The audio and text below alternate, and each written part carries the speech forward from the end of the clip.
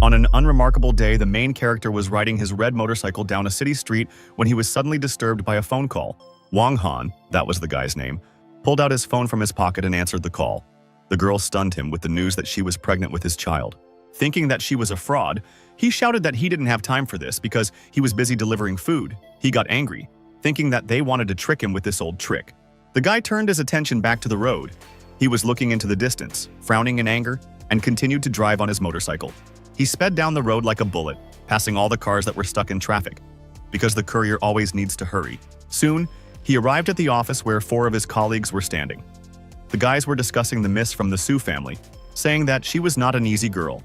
The main character slowed down near the building, blinding the children with the bright headlights of his motorcycle. He did not pay any attention to them yet. Hearing that the boys were gossiping, Wang Han held a cigarette between his teeth and asked the fat man what he was mumbling. The fat man said that the daughter of a respected Su family is marrying the richest man in the city. But our hero was not interested in this story. The guy showed him a photo of the girl, explaining that she is insanely beautiful, and the rich man's son is not only a freak, but also a complete scoundrel. After looking at the photo, our hero said that it looks quite familiar. He guessed where he had already seen this girl. The main character snatched the phone out of the fat man's hand to take a closer look at the photo and make sure. It was hard for him to believe that he was looking at a picture of the same girl he had just met at the hotel. The dumbfounded guy confessed that this girl was familiar to him. He began to guess that that call from the Su family's daughter wasn't a hoax. A month ago, Nanan, the same girl, was returning to her hotel room, not understanding why her head was so dizzy, because she usually holds up better after drinking. Holding her head, the girl, feeling ill, assumed that the drink Chin Hao had given her was poisoned. She even had to hold onto the wall to get to the hotel room.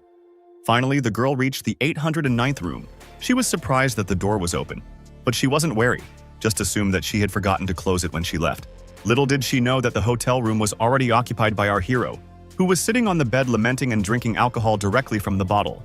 This was how the guy suffered because he was told that his aura was too strong, which meant that he would have to go back to delivering food. Wang Han was in disbelief when he saw a drunken stranger plop right down on his bed without saying anything. Seeing the guy, the girl asked who he was and if he was really here to help her, and complained of dizziness. The main character's face immediately turned red. He looked away and froze, thinking how stunningly beautiful this stranger was. The girl grabbed his shirt and started begging him to help her. Wang Han didn't understand what she was trying to do and wondered if he was dreaming. Now the guy's plump colleague asked Wang Han why he hung up, and our hero recalled this event by looking at the girl's photo. The fat man laughed as he asked if Wang Han was trying to make up a story again and was about to claim that he was the big girl's boyfriend. A second colleague made fun of our hero, saying that all Wang Han does is make up nonsense. And recently he said that he is an international arms dealer. Wang Han simply lit a cigarette in response and told the guys that they just didn't understand anything and he was working undercover. The boys roared with laughter as they got on their bikes, telling Wang Han that anyone can talk. And one joked that he was Beyoncé's boyfriend. They were about to leave to deliver their orders when a red sports car screeched to a stop right in front of them. The fat man and the others opened their mouths in surprise when they saw a luxury car in front of them, which was not often seen in their town. The door of the red sports car opened, revealing the foot of a girl who was wearing high-heeled shoes. It turned out that the same red-haired girl who our hero accidentally met in the hotel a month ago came here. The daughter of an influential family named Nanan got out of the car, striking everyone with her unsurpassed appearance. All the couriers looked at her with admiration. Their cheeks flushed. They couldn't hide their smile as they looked at the beauty. The fat man was the first to realize that the girl in front of them was very similar to the one they were all discussing just now. They were shocked when they realized that it was definitely them. They didn't understand what she was doing here. The daughter of an influential family, Nanan approached our hero, who was stretching without paying any attention to her, and asked why he did not answer her calls. The boys were even more shocked when they saw that the daughter of a rich family really knew their colleague Wang Han. Removing the cigarette from his mouth, the guy asked what kind of phone calls he was talking about, and what was going on in general. Then Nanan decided to tell our hero to his face that she was pregnant and the baby belonged to him. All the couriers were dumbfounded. They found it hard to believe that the girl was carrying the child of their colleague, who, as it turns out, did not lie to them. Rubbing the bridge of his nose, the main character asked the girl if she was sure that this was his child. Wanting to prove it to him, the girl looked at him and suggested that the guy go with her to the hospital. She told him to get in the car. The fat man began to push our hero, who froze, urging him to go faster and not stand. Wang Han agreed that he also needed to go if it concerned him, and asked his colleagues to cover for him in front of the manager. The main character got into the car to a red-haired girl, and she began to rush down the city street to get to the hospital. Rubbing the back of his head, Wang Han asked if it was really his child. and Nanan asked why she would lie about it. With all seriousness, the guy said that if the child is really his, then he will take responsibility for him and for the girl. The red-haired girl holding onto the steering wheel turned her head and stared at the guy in silence. Her cheeks slightly flushed. She grinned as she asked if he was going to provide for her and the baby with the money he received from working as a courier. The guy replied that he earns money honestly, and there is nothing shameful about working as a courier, so supporting her and the child will not be a problem. Nanan asked him if he understood that she was from the Su family, and he yawned and said that it didn't matter, because all this status was nonsense. The girl got angry when she heard this. She frowned, stared ahead, and silently slammed on the brake pedal. Wang Han wasn't wearing a seatbelt, so the sudden braking caused him to fly forward, hitting his head on the windshield. He got angry and shouted, asking if she did it on purpose and what was so special about her family. The car had already pulled up outside the hospital, and the girl announced that they had arrived and told Wang Han to get out of the car. After getting out of the car, Nanan leaned on it for a while, looking into the distance, thinking about her problems. She advised the guy not to throw words about responsibility so much, and warned what would happen to him if her family found out that she was pregnant with his child. The main character began beating his chest and shouting that he was not joking, and if the child really is his, he will take responsibility. It seems Nanan didn't take his words seriously. She went to the hospital, telling him to follow her. In the corridor, the girl asked him to wait here for a while she went to the doctor. Patients and doctors were wandering around inside.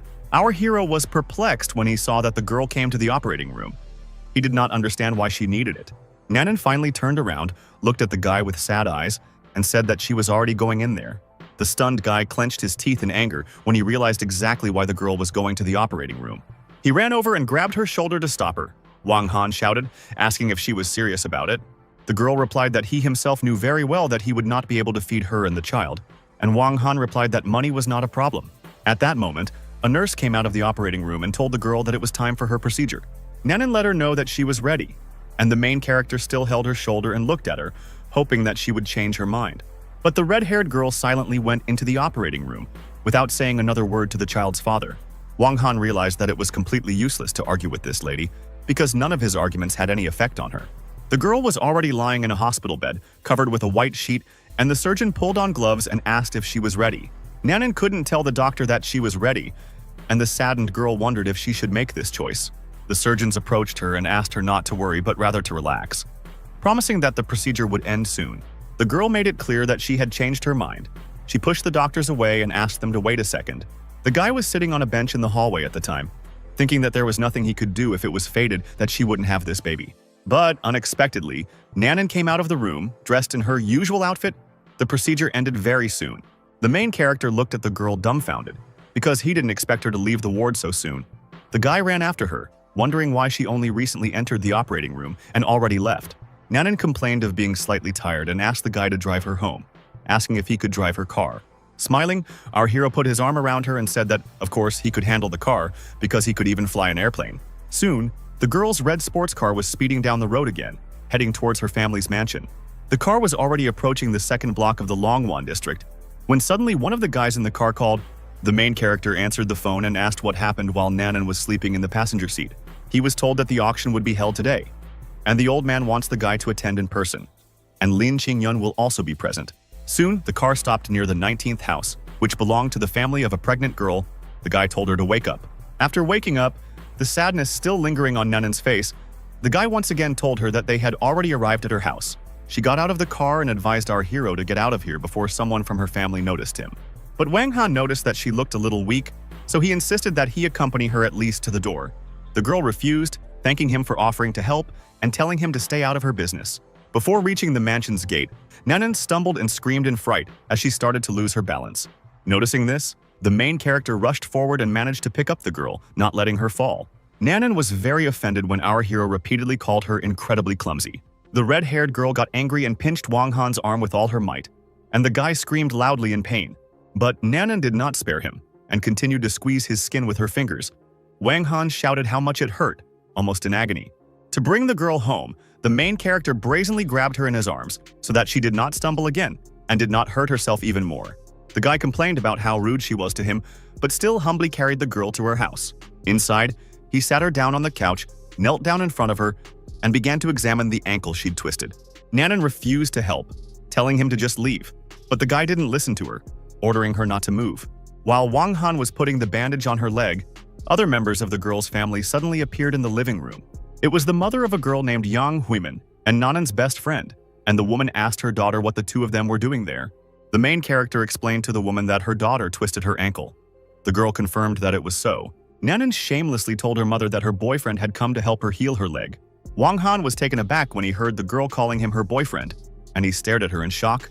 Nanang's mom was also shocked. She screamed, asking if she really called this delivery guy her boyfriend. The woman came closer to her daughter and demanded to know what was going on here. An enraged Yang Huimin pointed her finger at our hero and raised her voice to ask who the food delivery guy was. Her daughter was so saddened that she couldn't explain to her mother who this guy was, so she didn't say anything. She decided to admit that she was just joking, and she twisted her leg, so this guy decided to help her.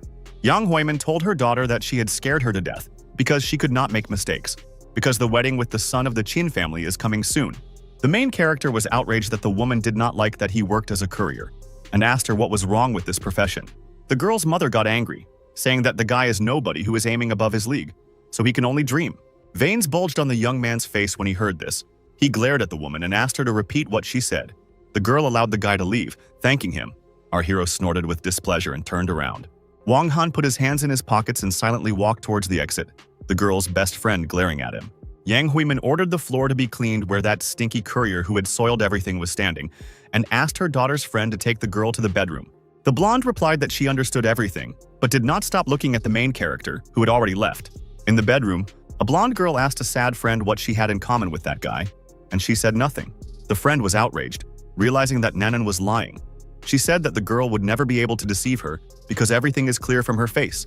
Putting her hand on her stomach, the red-haired girl was silent for a while, but then admitted that she was pregnant with his child. This unexpected news threw the blonde into shock. She stared at her friend with wide eyes. She asked why she decided to have a child with the courier. Nanan said that it was all an accident. That day she drank a lot. Her friend asked her what she was going to do now, since it would be impossible to hide it from the Chin family. And Nanang said that she had decided to keep the child. This angered the blonde, and she screamed, accusing her best friend of losing her mind. Nanan explained that she had already asked the guy several times if he would take responsibility, and he agreed.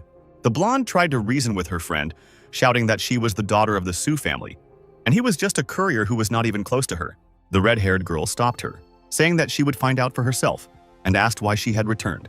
She said that her grandfather came to the city to meet an important person, so she came with him to attend the auction as well. The blonde's expression changed abruptly as an idea crept into her mind. She was delighted and immediately told her friend about it, and Nanan asked her what idea she had. The girl suggested that her friend just tell everyone that the guy abused her. Nanan replied that only she could think of such an abomination. Meanwhile, the main character left the Su family's mansion and went on about his business. Coming out to the road, the guy complained that in this area with villas it is impossible even to call a taxi. But suddenly a status black car stopped in front of him, and our hero drew attention to the mysterious car. The guy started up when he realized who exactly was in that car. He stared at her in disbelief. An elderly man in a suit got out of the car, greeted the young master, and introduced himself as a representative of the Chamber of Commerce named Lin Qingyun. The main character in response silently looked at the old man, assessing him, and did not introduce himself, realizing that his name was already known to him. After bowing respectfully in front of the guy, the elderly man announced that he had come to escort him to the auction. Our hero scratched his chin and remembered that the old man had mentioned that Lin Qingyun wanted to go to the auction with him. When Wang Han came to the car and told him that he needed to shower and change before the auction, he said that he would arrange everything for the young master. The main character got into a black limousine and went home to prepare for an important event. Soon the auction started. There were many round tables in the hall, where important people from all over the country gathered. Wang Han also arrived at the event, thinking that there were too many people here today. Suddenly, he saw the blonde girl he had met earlier in the Nanan house, and she was also surprised to see him.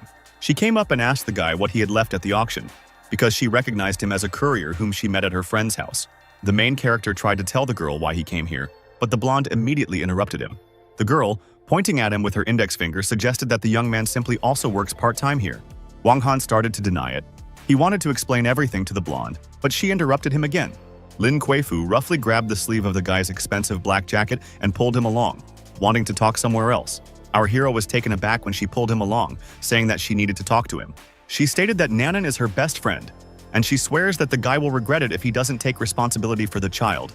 The guy stared at her with shocked eyes because he thought that the girl got rid of the child. Enraged, the blonde grabbed him by the collar and screamed, saying that her friend said that she would leave the child. Shocked, Wang Han began to guess that the girl had not had an operation in the hospital yesterday, having decided to keep the baby.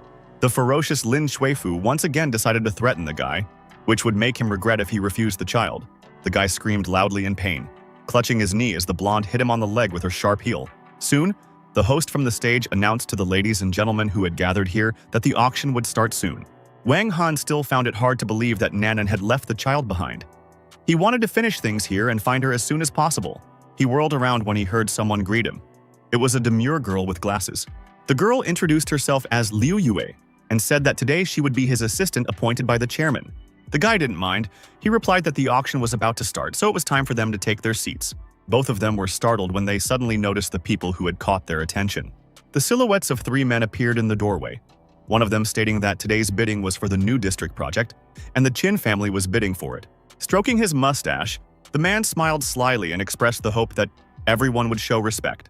Chin Lei, the eldest young master of his family, warned the guests that if they didn't, they would have to face the consequences. Wang Han asked the assistant who he was, and the girl replied that he was a young gentleman from one of the richest families in the city. She said that the Chin family is going to take over the new district project and help the Su family out of their problems by getting their support. Remembering the words of the fat man from work, our hero realized that he had just seen a relative of the man Nanan was going to marry. Wang Han was clear now as he stared at the short, plump man with a mustache who had already taken his seat. The announcer announced that the next lot was Lot 052 in the new neighborhood, the one everyone was aiming for. Chin Lei immediately held up a sign, announcing that he was offering as much as $5 billion for this coveted plot. The guests were shocked to hear this amount, wondering who would dare challenge the Chin family.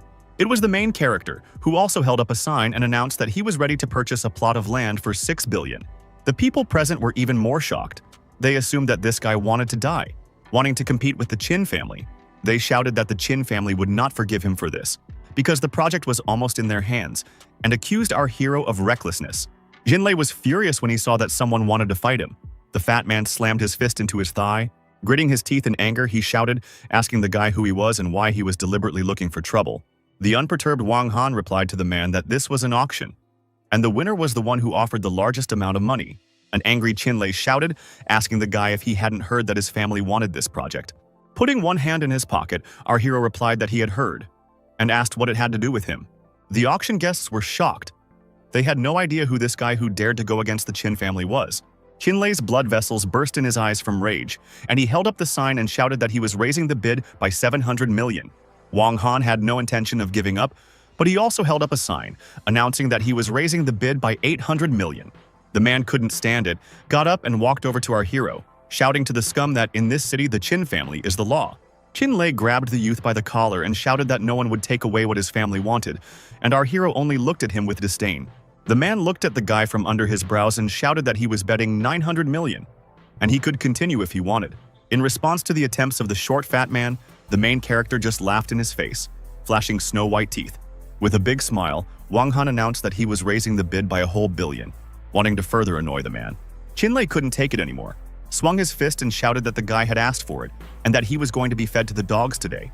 The man did not have time to hit our hero, because the first one was punched in the face. One solid blow was enough to knock the little man off his feet and send him flying backwards.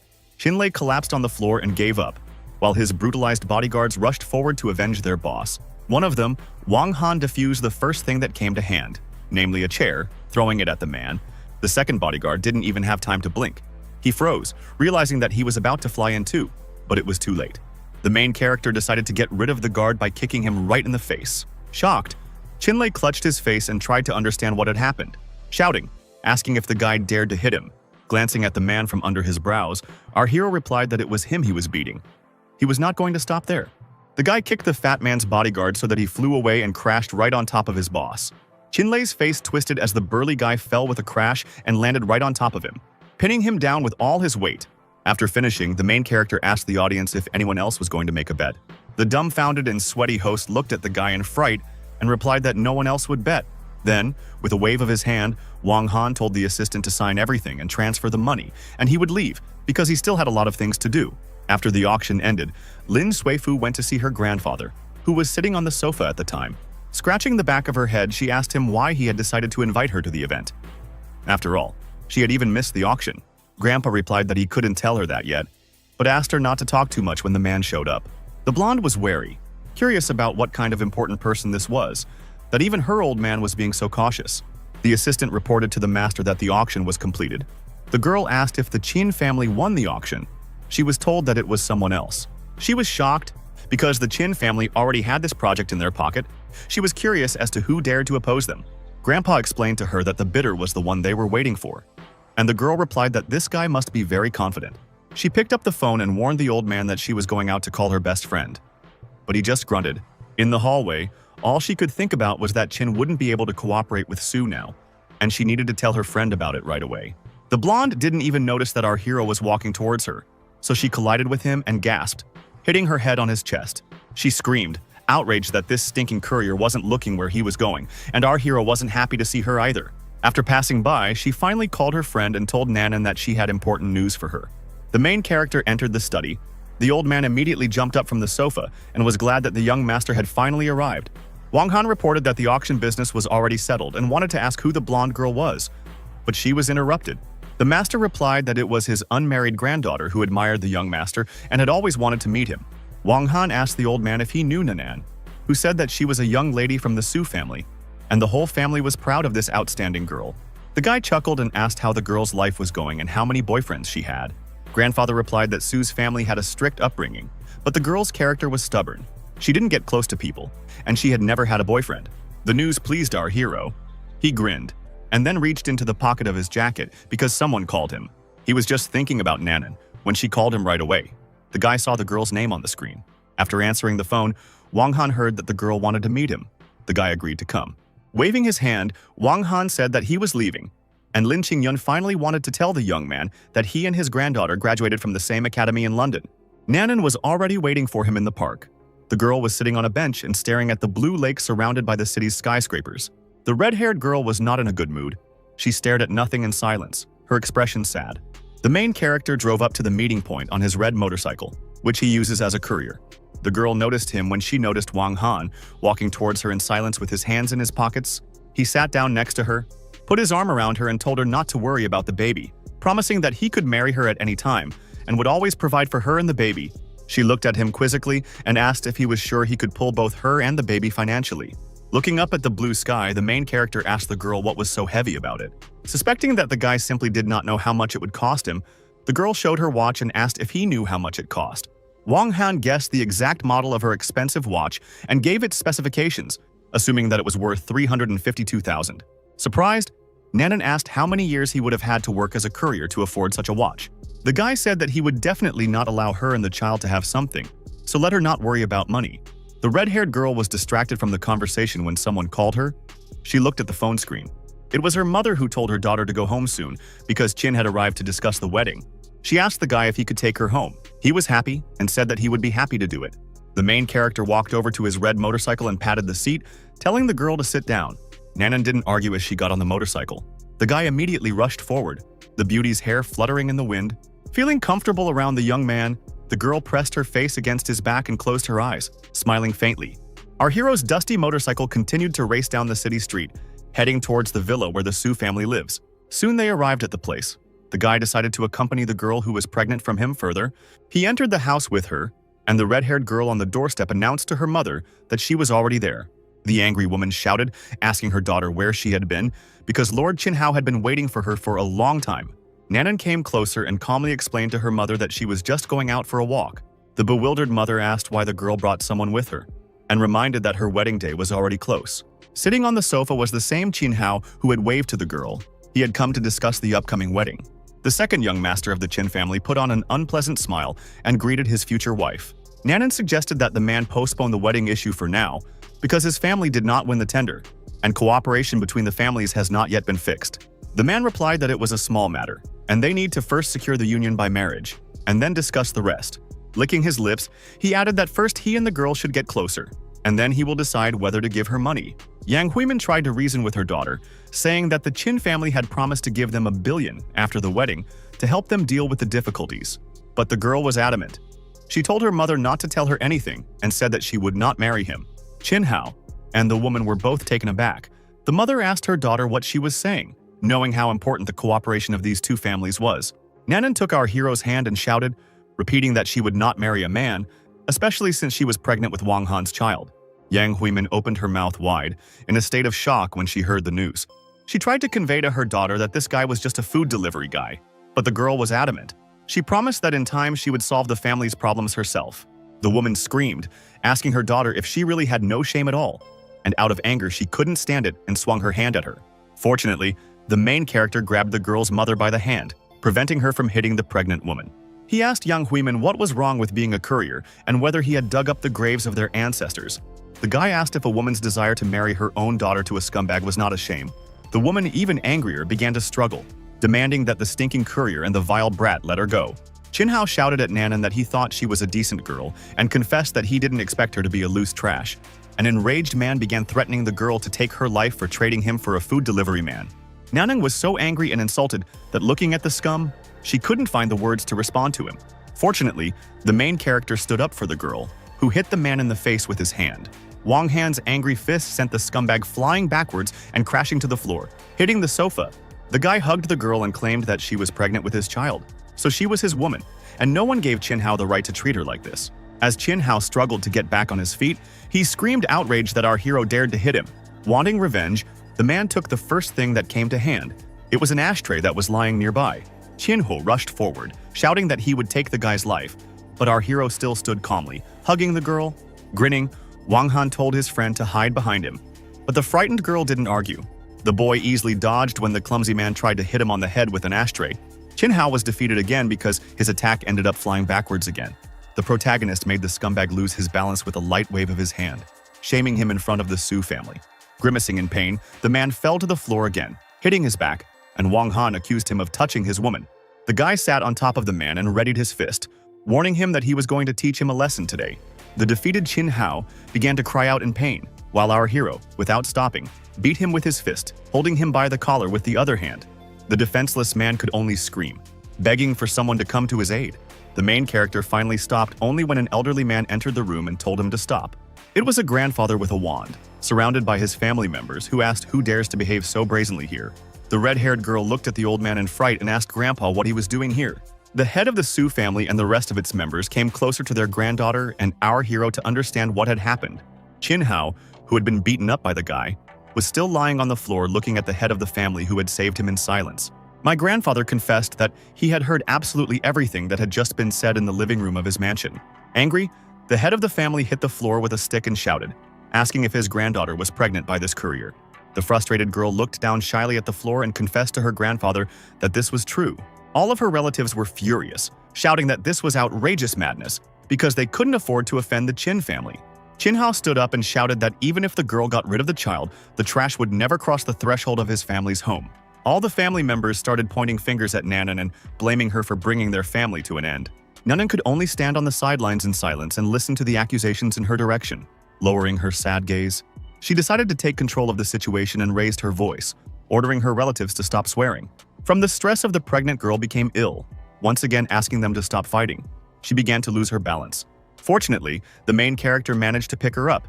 He told her not to be afraid and said that he would take her away from this place. The girl's parents started shouting after the smelly courier, demanding that he let their daughter go, and threatened that they would injure him. The main character turned around, looked at them with disdain, and asked if they really call themselves people after that. Turning around, the guy walked back, slowly approaching the girl's parents, who froze and waited for his further actions.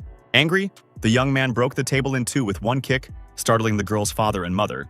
Frowning, Wang Han stated that he was taking Nanan with him and asked if anyone had any objections.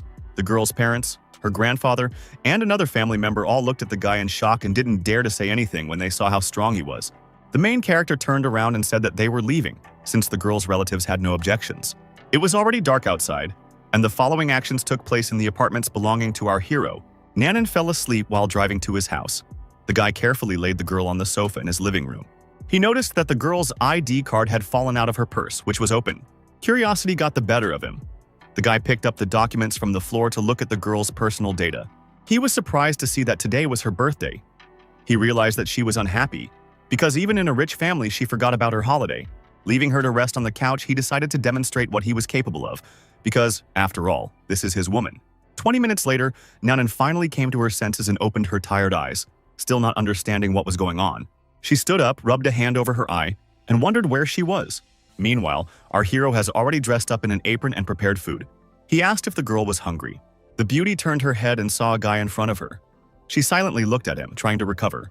She got up and went to the table and saw a large number of dishes. Wang Han said that he had prepared them all for her. The girl praised how delicious the food smelled. The table was littered with various dishes, appetizers, soups, sauces, and other dishes.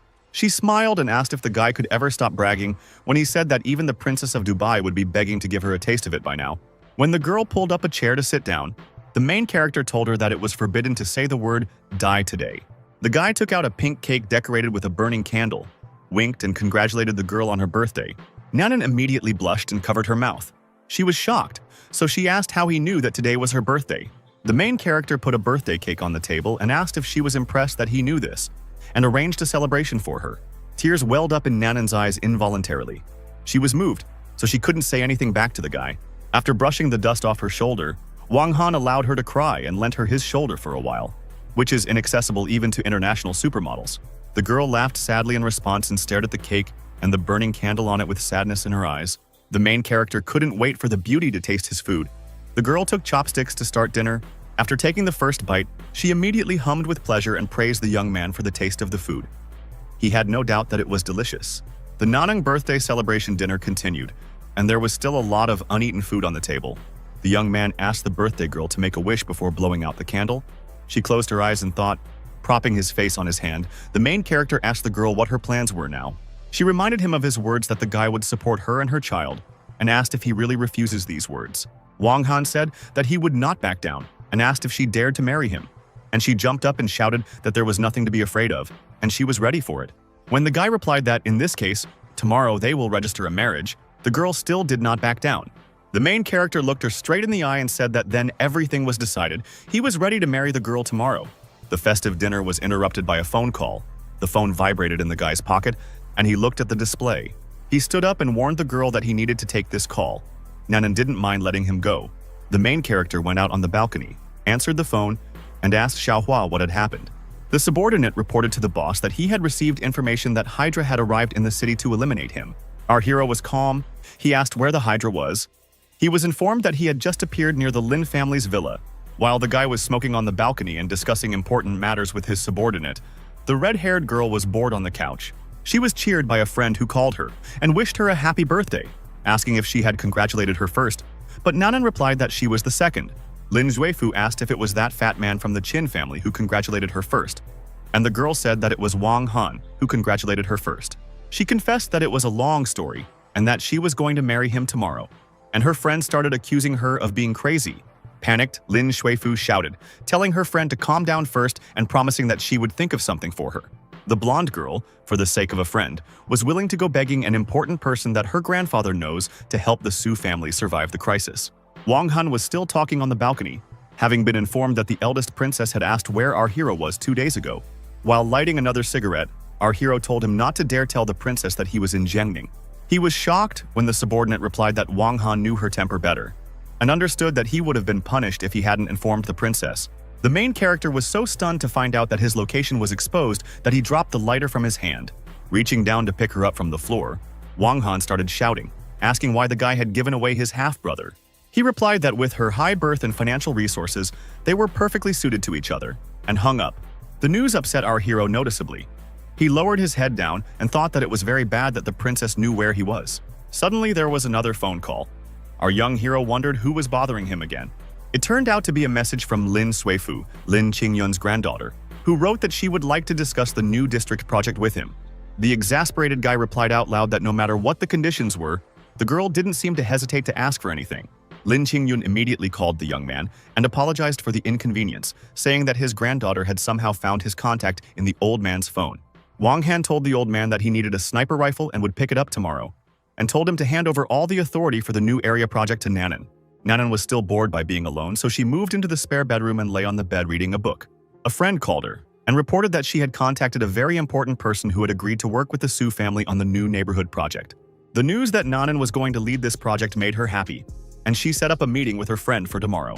Wang Han came and asked her what she was so happy about, and she said that he wouldn't understand even if she told him what was going on. Hiding her confused look, the girl tucked a lock of hair behind her ear and said that she didn't expect the guy to like reading too.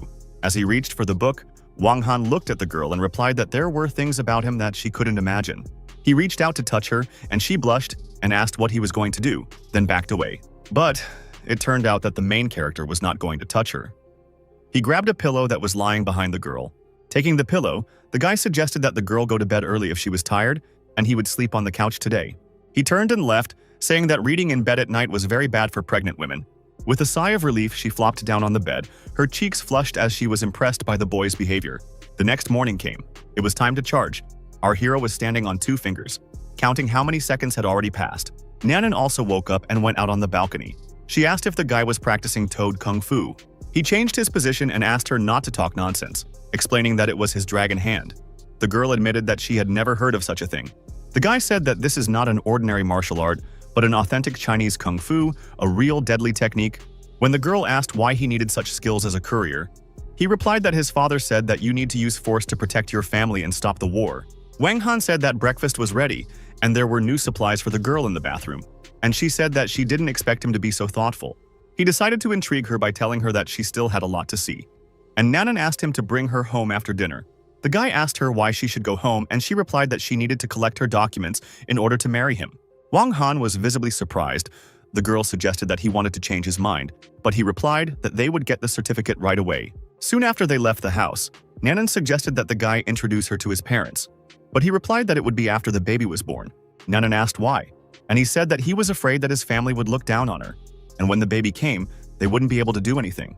She was indignant when she asked if he wanted to tell her that she was marrying someone of higher status.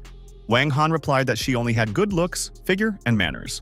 Scratching his head, the main character decided to admit to the bride that her family is a little poor. The girl wanted to hear that she was more than worthy to become his wife. The young man replied that he was just joking and told her to get on the motorcycle.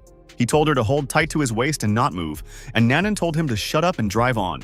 Soon, the red motorcycle left the territory of the residential complex. The guys were going to go to the registry office to register the marriage. They didn't notice that Qin Hao and his burly assistant were standing nearby and asked the master what he would order him to do. Clutching the cigarette tightly in his hand in anger, Qin Hao shouted, ordering the assistant to take the courier's life and kidnap the girl. The scar-faced guy flexed his fists, and he and the other 2 big men replied that they would immediately proceed with the order. Meanwhile, our hero's motorcycle was still racing down the city street. Nanan clung tightly to the guy, holding his waist. In the rearview mirror, the attentive guy noticed that they were being chased by a mysterious white car. He glanced back and wondered if anyone was following him in broad daylight. It was a van with tinted windows. The main character suggested that the bride first return to her home so that she could pick up her things, while he decided to solve some cases. Wang Han stepped on the gas pedal and increased his speed as he maneuvered between the cars to get rid of the pursuer. Soon, he pulled up in front of the mansion where his fiancée lives, and he gave her a ride to pick up everything she needed. Finally, he told her that he would pick her up when he finished all his business. Nanan replied that she would send him a message later. The white van was still chasing our hero's motorcycle, and the guy noticed it when he cautiously looked back. He decided not to deal with the pursuers right there, but to leave, and the van immediately raced after the guy. The main character went straight to the villa that belongs to the Lin Qingyun family to pick up the ordered weapons. The guy braked sharply so that his red motorcycle stopped perpendicular to the road. When he stood in front of the villa and looked at the windows, he was startled because he noticed that someone was waiting for him there. Wang Han noticed a shaggy-haired man with a beard who was cautiously peeking out from behind the frame, and it wasn't surprising that he was ambushed. But Wang Han wasn't afraid. He went ahead to enter the house, deciding that it was time for him to stretch his muscles. The main character entered the living room, where there was no one, and began to climb the marble staircase to the second floor of the villa. The young man entered the study, where old man Lin Qingyun had already prepared a sniper rifle for him. Grabbing a huge sniper rifle, our hero praised old man Lin, saying that he was very efficient at work. The guy became alert when he noticed a woman's underwear lying nearby. The blonde girl screamed when she saw our hero. It was Lin Suifu, the granddaughter of the host. Lin Suifu screamed, asking the smelly courier what he had left behind in the villa that belongs to her and her family. But there was no time to explain. Wang Han noticed a red dot on her forehead and shouted for her to go to bed immediately. He had to wrestle the girl to the floor himself, and a moment later a gunshot rang out, shattering the room's windows. The girl screamed at the scumbag to let her go, not suspecting that our hero had just saved her from death. She was terrified when she realized what had just happened, and Lin Suifu stared at nothing in particular, trying to make sense of what was happening. Grabbing the rifle, the guy advised her to keep quiet, otherwise she might die. The girl asked him what was going on. He knelt down and took aim with his rifle, saying that he wanted to check if the Hydra really had 9 lives. Taking aim, the main character fired a sniper rifle. The roar resounded throughout the room. The bullet whizzed out of the villa, and in a moment had already reached the building that stood on the opposite side of the street. But the enemy shot back at the same second. The main character was forced to grab the girl again so that she would not be hit. The guy threw her back on the bed. Fortunately, the bullet flew past without hitting either him or the girl and hit the wall. He took the girl's clothes and decided to throw them towards the window to cover them. He realized that it wasn't just the Hydra that had arrived to eliminate him. Our hero said that there were quite a lot of guests here today, not counting the shooting incident, and blocked them with the girl's dress. Wang Han looked through the scope of the sniper rifle again to get rid of the shooters who were hunting him. Taking aim, the main character fired a shot. Sitting right on the bed, a bright flash appeared at the muzzle of the rifle. The bullet flew through the glass again, leaving a hole in the window, and flew towards the enemies who were aiming at the guy. One shot was enough to get rid of an armed man who was standing in a nearby building. The shooter who followed our hero was eliminated, so the danger is now less. Wang Han said that he did not expect Hydra to be such a weak opponent, and the girl demanded to know why he came to her house with a gun. But the main character didn't answer her question. The guy looked out the window and froze for a moment, noticing another threat. Soon, other armed men were also eliminated from firearms. The surviving gunmen started shooting at the villa belonging to the Lin family, one of them standing on the balcony in the building opposite. Several bullets simultaneously penetrated the room where Wang Han and the old man's granddaughter were, the guy protecting her with his back. The main character went to the hold wall and took one of the bullets that was fired at them by the opponents. He saw that the bullet was engraved with a hexagram, which meant that it was a special piece of ammunition made by the Abyss assassin organization. The guy asked the girl when she managed to contact the gang of Eastern Europeans. She, clutching her head, replied that she did not know. Nanang started to panic. He didn't know what to do because he was too careless and only asked the old man for 2 bullets. Finally, the girl got it. She admitted that earlier one Eastern European boss wanted to buy scientific developments of her company, but she refused. Wang Han noticed that someone was shooting at them again, so he shouted at the girl to be careful and grabbed her to push her to safety. The guys both hid behind the sofa so that the shooters wouldn't see them. The frightened Lin Suifu was quiet, silent with her eyes closed. The guy found a way out of the situation. He drew attention to a sharp piece of glass and said that this is what he needs.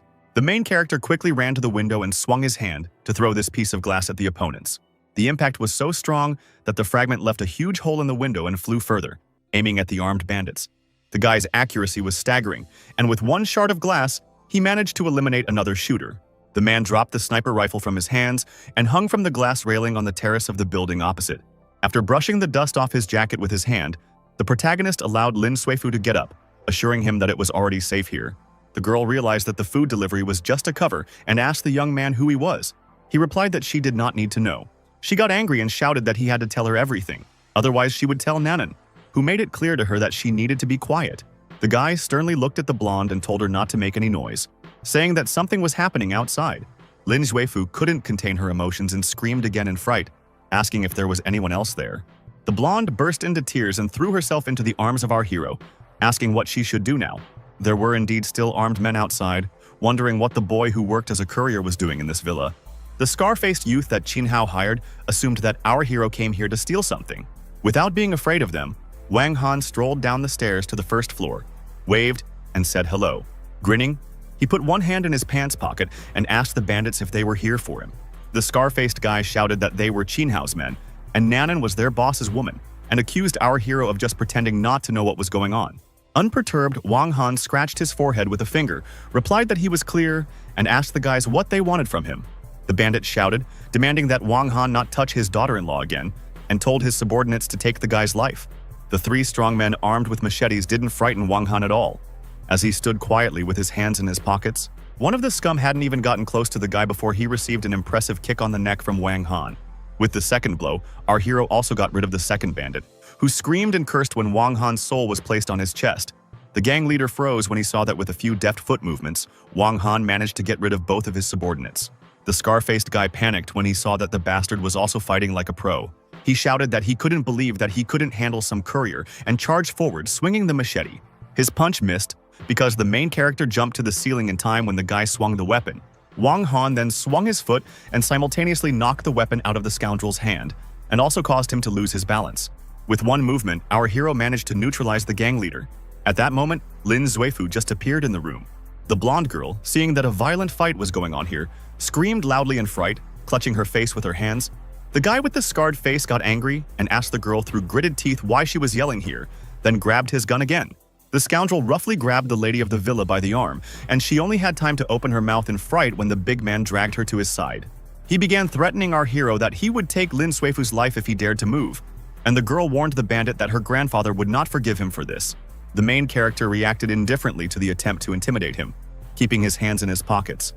He replied that the guy could do it. The guy started to slowly approach the scoundrel, who shouted at Wang Han not to approach, otherwise he would really hurt the girl. A bandit with a scar on his face held a blade at the girl's neck, but our hero continued to provoke him to action. Wang Han asked the bandit if he had lost his fear, and the bandit started shouting angrily, warning him not to approach. Stopping the bastard's machete with one finger, Wang Han walked up to him and asked if he dared to wave the weapon in front of him with such pathetic techniques. The bandit panicked. He couldn't move his weapon at all. He couldn't believe that his opponent had such incredible strength. Wang Han calmly asked the guy why he was standing there and not fighting, and the guy, sweating, began to stutter and panic a lot. It was enough for the main character to slightly squeeze the machete between two fingers to turn the enemy's weapon into small fragments of metal. The scoundrel could only open his mouth wide in surprise when he saw how overwhelming the opponent's strength was. Wang Han then grabbed the bastard by the throat and asked if the guy, being a rotten fish and a small shrimp, was worthy of fighting him. The guy tried to stop our hero, confessing that he is a member of the Black Dragon Society. But that didn't stop Wang Han, who slapped the scar-faced scoundrel with his palm and asked what difference it made. Our hero only charged him with a slap, but it was so strong that the bandit fell to the ground with a crash. The scoundrel tried to reason with Wang Han, urging him not to go down the criminal path when he was so young. But the main character was already unstoppable.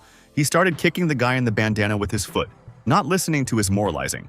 Being in a helpless situation, the guy could only cry out loudly in pain while lying on the floor. Clutching his stomach, he screamed, begging Wang Han to stop hitting him because his 80-year-old mother was waiting for him at home. Wang Han decided to give him 3 seconds to say his last words, and he told him that Qin Hao had already left for Nan'an, so he needed to act. For the main character, this news was unexpected. He dumbfounded looked at the bastard and shouted. Enraged, Wang Han kicked the guy in the face once more, asking why he didn't tell him such an important thing earlier. He stopped when a police siren sounded, and the law enforcement authorities were looking for anyone at the scene of the crime. Wang Han immediately ran away, finally telling Lin Suifu to keep his presence here a secret. 2 men in police uniforms ran into the house, and when they saw Lin Guifu, they told the girl not to worry. One of them showed her his police ID and asked her what had happened here. Outside, Lin Suifu told the police officer that she was just taking a shower earlier, when 3 villains with knives suddenly burst in. The rest of the police officers handcuffed the bandits to take them to the police station on the orders of their commander. A police officer reported to the captain that 2 bodies had been found in the house across the street, and it didn't look like they were ordinary people. Meanwhile, Qin Hao had already successfully abducted Nan'an. He shouted that she had gotten out of it last time, but now he would use force. A frightened red-haired girl was standing by the bed and shouting, telling the man to get out of here. But the fat man replied that he had already sent his men after that courier, and now he was going to lose his life right in front of the girl. Angry, Qin Hao rushed forward to pounce on the girl, shouting that he would take her life today as well. But the man did not have time to do anything, because a few seconds later, he received a strong blow to the face. It turned out that our hero came to help Nan'an in time, who protected the girl from the scoundrel. The guy approached the fat man, who was already lying on the floor, and concluded that he was tired of living, since he dared to touch his woman. Clutching his face, Qin Hao shouted, asking the guy if he knew who his father was since he dared to hit him. Our hero, piercing the fat man with a cold look, replied that he knew who his father was, and he would pay for having such a son. Qin Hao angrily swung his fist and shouted that his father was the richest man in the city, so our hero would pay the price. The main character, seeing this, kicked the man with his foot and shouted, asking the non-entity who he was to yell at him. The fat man flew back and crashed to the floor. Our hero went up to the girl and calmed her down, saying that she was not afraid because everything was in order. Nan'an, bursting into tears, hugged the savior and said how good it was that he came. He replied that no one would dare to touch her as long as he was around. Qin Hao broke into a run, shouting at the damn courier that he was going to pay for what he did today. The girl asked the guy what time it was, and he looked at her worriedly and asked why she was interested. She explained that she was just rushing to the company for a business meeting, and Wang Han agreed to accompany the girl. When they arrived, the girl, who was the company's CEO, was informed by a subordinate that Director Liu was already waiting for her in the conference room.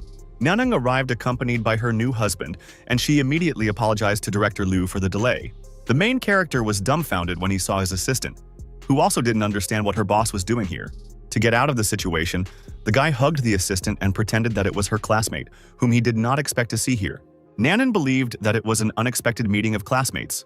Director Liu played along with our hero. Director Liu sat down with the others at the table and suggested that they get straight to the point. They were going to discuss some project. But then a whole crowd of men burst into the conference room, led by an old man who said that Director Liu's presence was an honor for their humble family. The bespectacled girl stood up and greeted Senior Master Su, while the dumbfounded Nanung asked Grandpa what he was doing here. Grandpa explained that he had heard that they were going to discuss the new neighborhood project, so he came running here without even having dinner. The old man scolded his granddaughter for bringing so many people to an important event, and she shouted that she would decide who to call because she was negotiating this project. Her father, Su Jianye, started yelling at her daughter to not dare to speak on behalf of the whole family, but rather give way to her brother and instead brought drinks to the guests. Su Li, the girl's brother, took the lead and greeted Director Liu, saying that Nanung meant nothing in the company and the project only needed to be discussed with him. Nanung tried to defend herself by shouting at her grandfather that this project was hers, but the old man repeated once more, banging on the table, that she needed to bring water to Director Liu. The girl's uncle, named Su Jianzhang, told her niece to leave the business of the company because she would still get married sooner or later. Our hero stood up for Nanung. He accused the girl's family of wanting to grab the project that was assigned to her. The eldest head of the family shouted, telling the guy to shut up, because he was nobody here to say anything. The girl's uncle and brother started openly laughing at her because she got pregnant by a guy who delivers food. Head Su shouted to his granddaughter to get the low-grade trash in the face of our hero out of here, and Nanung stood up for her husband. Her grandfather was even more angry with her when she said that he had no right to talk like that about a man who earned honestly.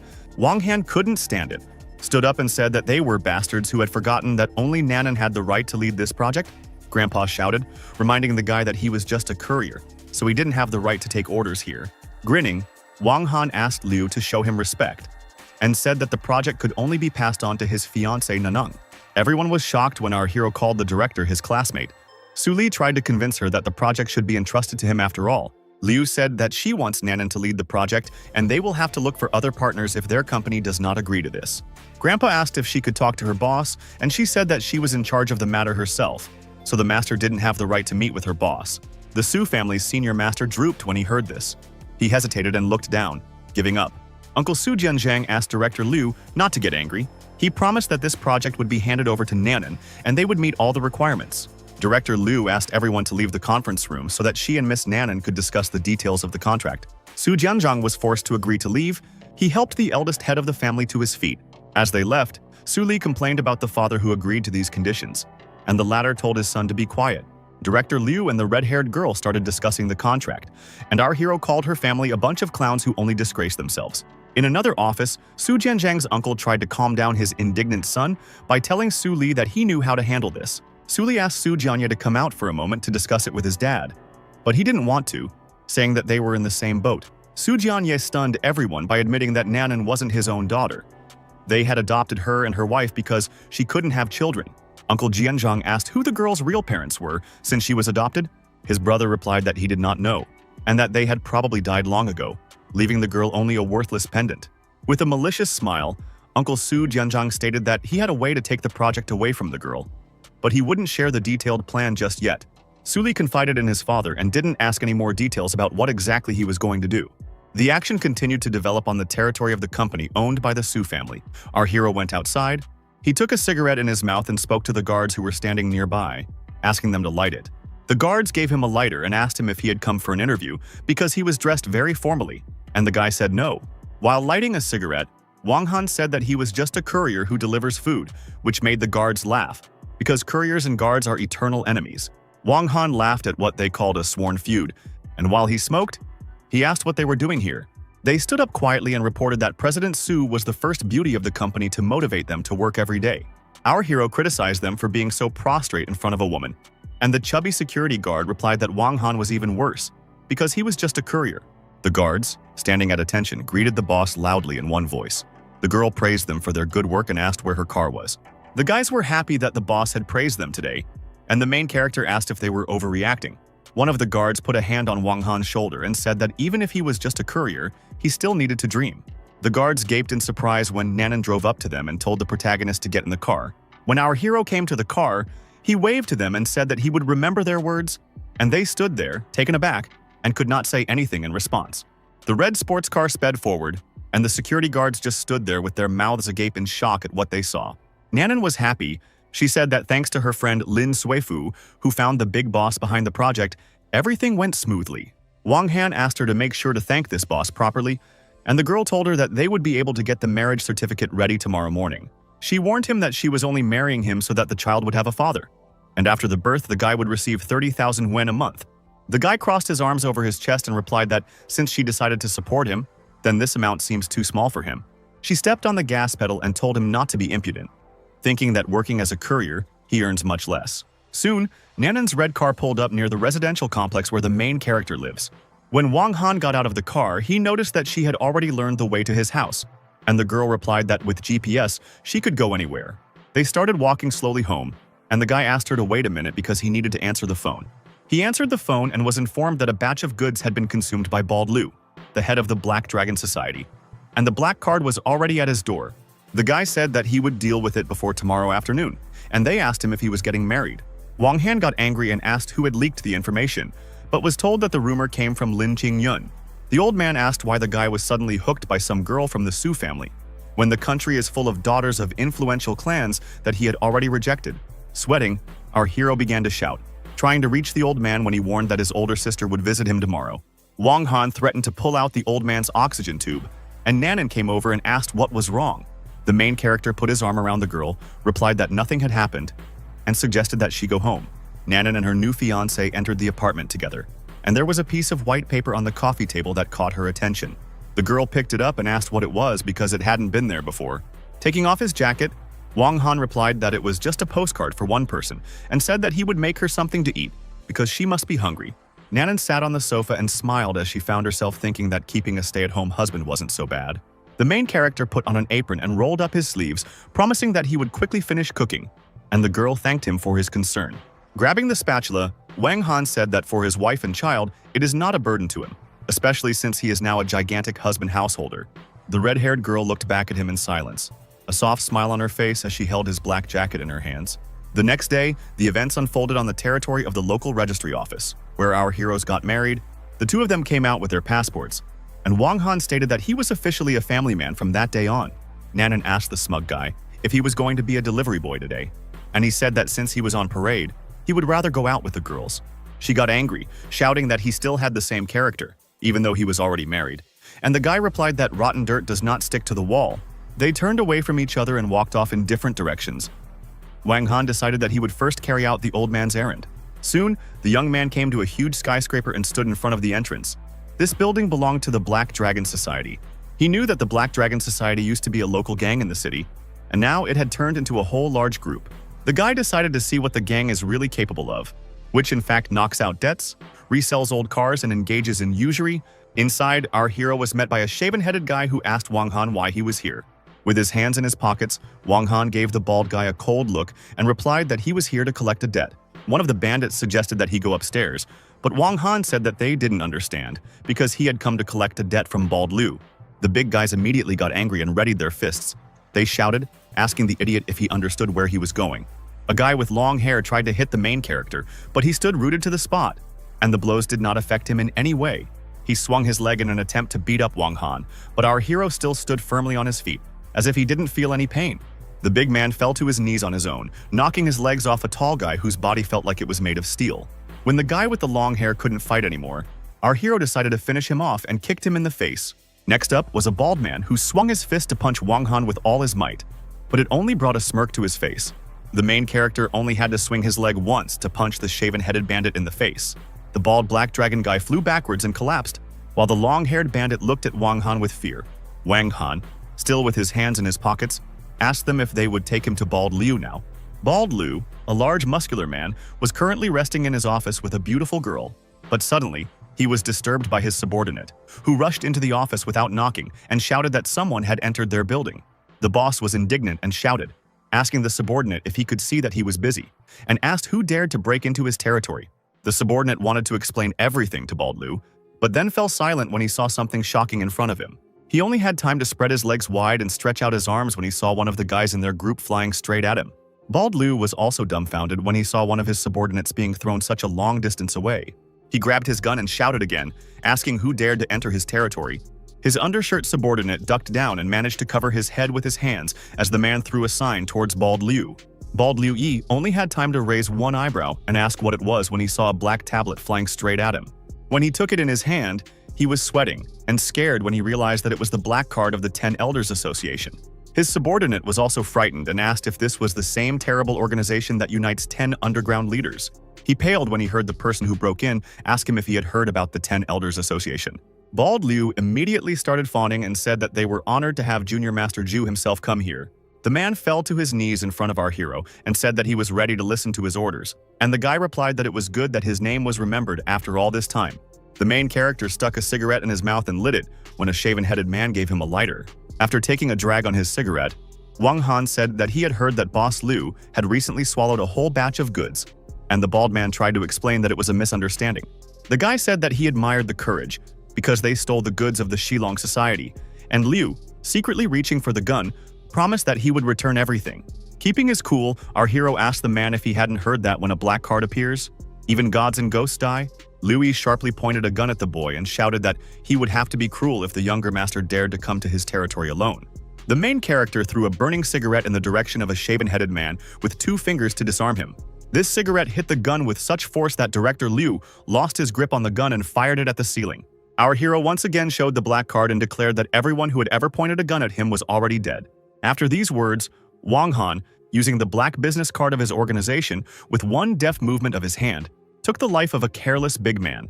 The shaven-headed man collapsed to the ground, his life force instantly drained from him after the trick that our hero pulled.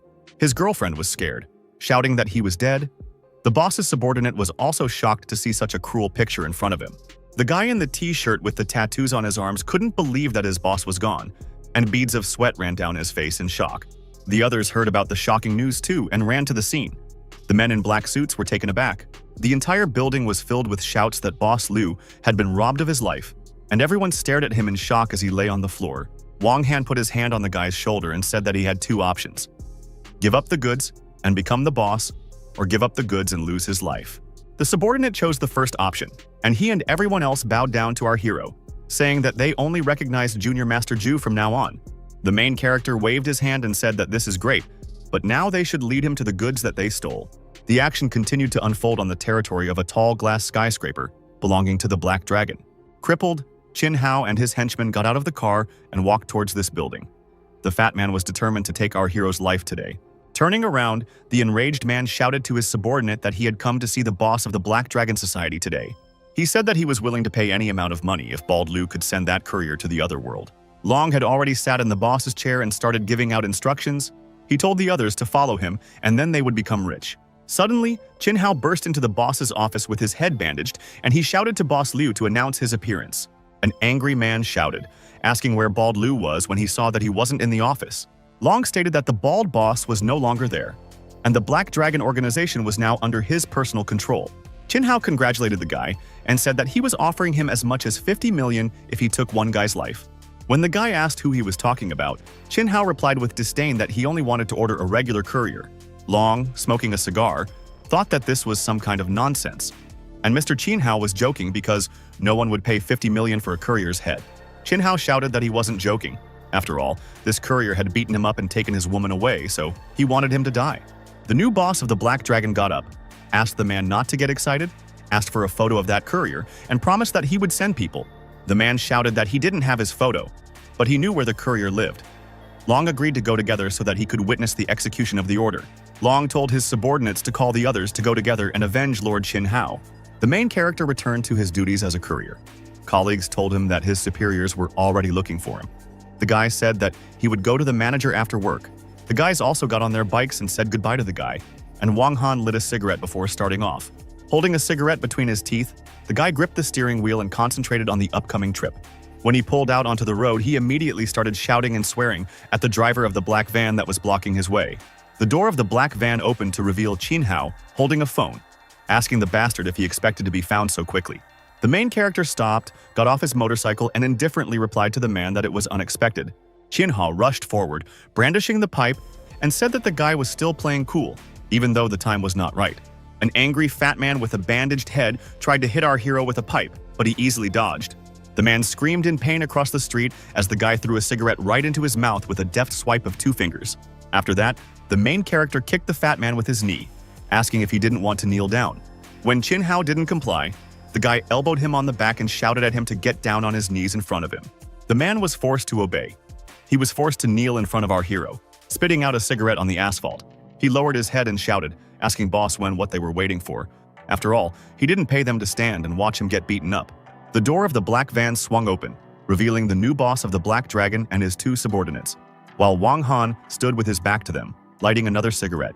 Long grinned wickedly and asked when the food delivery guys became so cool. Chin Hao demanded that the guys don't take the courier's life right away, because he wants to play with the kid again. The new chief of the Black Dragon Society, who was appointed by our hero, came up to him and put his hand on his shoulder. When Wang Han turned around and looked at him with displeasure, he immediately broke out in sweat and turned pale with horror. The main character slapped the impudent guy who called him a friend. The cigar flew out of Long's mouth. The guy was indignant that Boss Long had become the boss only a few minutes ago, and already dares to be impertinent to him. Long began to tremble and apologize to our hero, because he didn't know it would be him. Otherwise, he wouldn't have dared to come. Chin Hao shouted indignantly, not understanding what was going on, nor what kind of young masters he was talking about. He didn't finish his sentence when he was kicked in the face by Long, who had taken revenge for his boss. The impact of the new Black Dragon boss was so strong that the fat man immediately lost his balance and fell to the ground. Wang Han placed a foot on his chest and warned him one last time not to touch him if he wanted to stay alive. Chin Hao agreed not to bother him anymore, and he looked at the guy in horror when he said that Nanan was now his wife. The main character told the man not to approach Nanan again, because he might not survive the next time. The fat man with the bandaged head screamed in pain as the guy put a boot right on his face. When Wang Han had everything sorted out, he reached into his phone and found that the time to complete the order was up again. The guy got on the motorcycle and sped off, and Chin Hao shouted indignantly, asking why Long couldn't even handle the courier. Long was at a loss. He replied to the man that Wang Han was not a courier, but someone who it was better for no one to contact. The red motorcycle of our hero was parked near a dilapidated old apartment building, where he stopped during work. Wang Han wandered through the dusty gray corridor and complained about how shabby the place was, as he carried a paper bag of food to a customer. The guy stopped outside one of the apartments and started knocking on the wooden door to give the order to the owner. The door was opened by a tired man. He took the package, and when asked what the payment method would be, he replied that he would pay in cash. The customer's face twisted, and he turned around and realized that something had gone wrong when he heard some sounds. It was a frightened girl who was trying to get to the exit of the apartment and shouted that she was being held here by force, but there was another criminal in the apartment, who managed to stop the girl by slapping her on the back and yelling at her to shut up. The main character tried to ask what was going on, but the customer interrupted him, saying that it was none of his business, and handed him money for food. The man roughly slammed the door in front of him. The apartment began to panic. The criminals decided that it was worth taking the life of the courier who witnessed their actions. Wang Han scratched his forehead. He said that it was a very big coincidence that he ran into such an incident while delivering food. The main character was surprised. He asked if the man was serious when the criminal threw open the door and rushed at him with a knife. The guy only had to swing his leg once to knock the scoundrel off his feet and knock the knife out of his hand. After massaging his neck, he said that he was unlucky because even working as a courier, he had to swing his fists and stretch his legs. The second criminal was taken aback. He realized that this was not a simple courier, but a fighter, a real master of martial arts. But there was nowhere else to go, and he rushed forward with a large knife in his hand and warned that this was because the courier was meddling in his own business. He screamed in pain as Wang Han immediately grabbed his arm and asked if he dared to attack with such a useless technique. After the main character hit him with his fist and then the scoundrel's face twisted, he clenched his teeth in pain and began to fall on his back. The criminal collapsed directly on the bandit, who was neutralized earlier. The girl began to call someone for help. Wang Han kicked down the wooden door that led to the room where the defenseless girl was being forcibly held. The main character was briefly taken aback when he saw what was happening in the room where the villains were doing their dirty deeds. The girl, trembling with fear, continued to beg for help. She was tied with her hands and feet to the bed. Our hero approached her and began to release her. He asked the hostage if she could walk on her own. Wang Han carefully put his yellow jacket on her, and the girl, still trembling from the horror she had experienced, replied that she could walk on her own. The guy said that he had already called the police and gave her a phone number so that the girl would call her family members and they would take her away from here.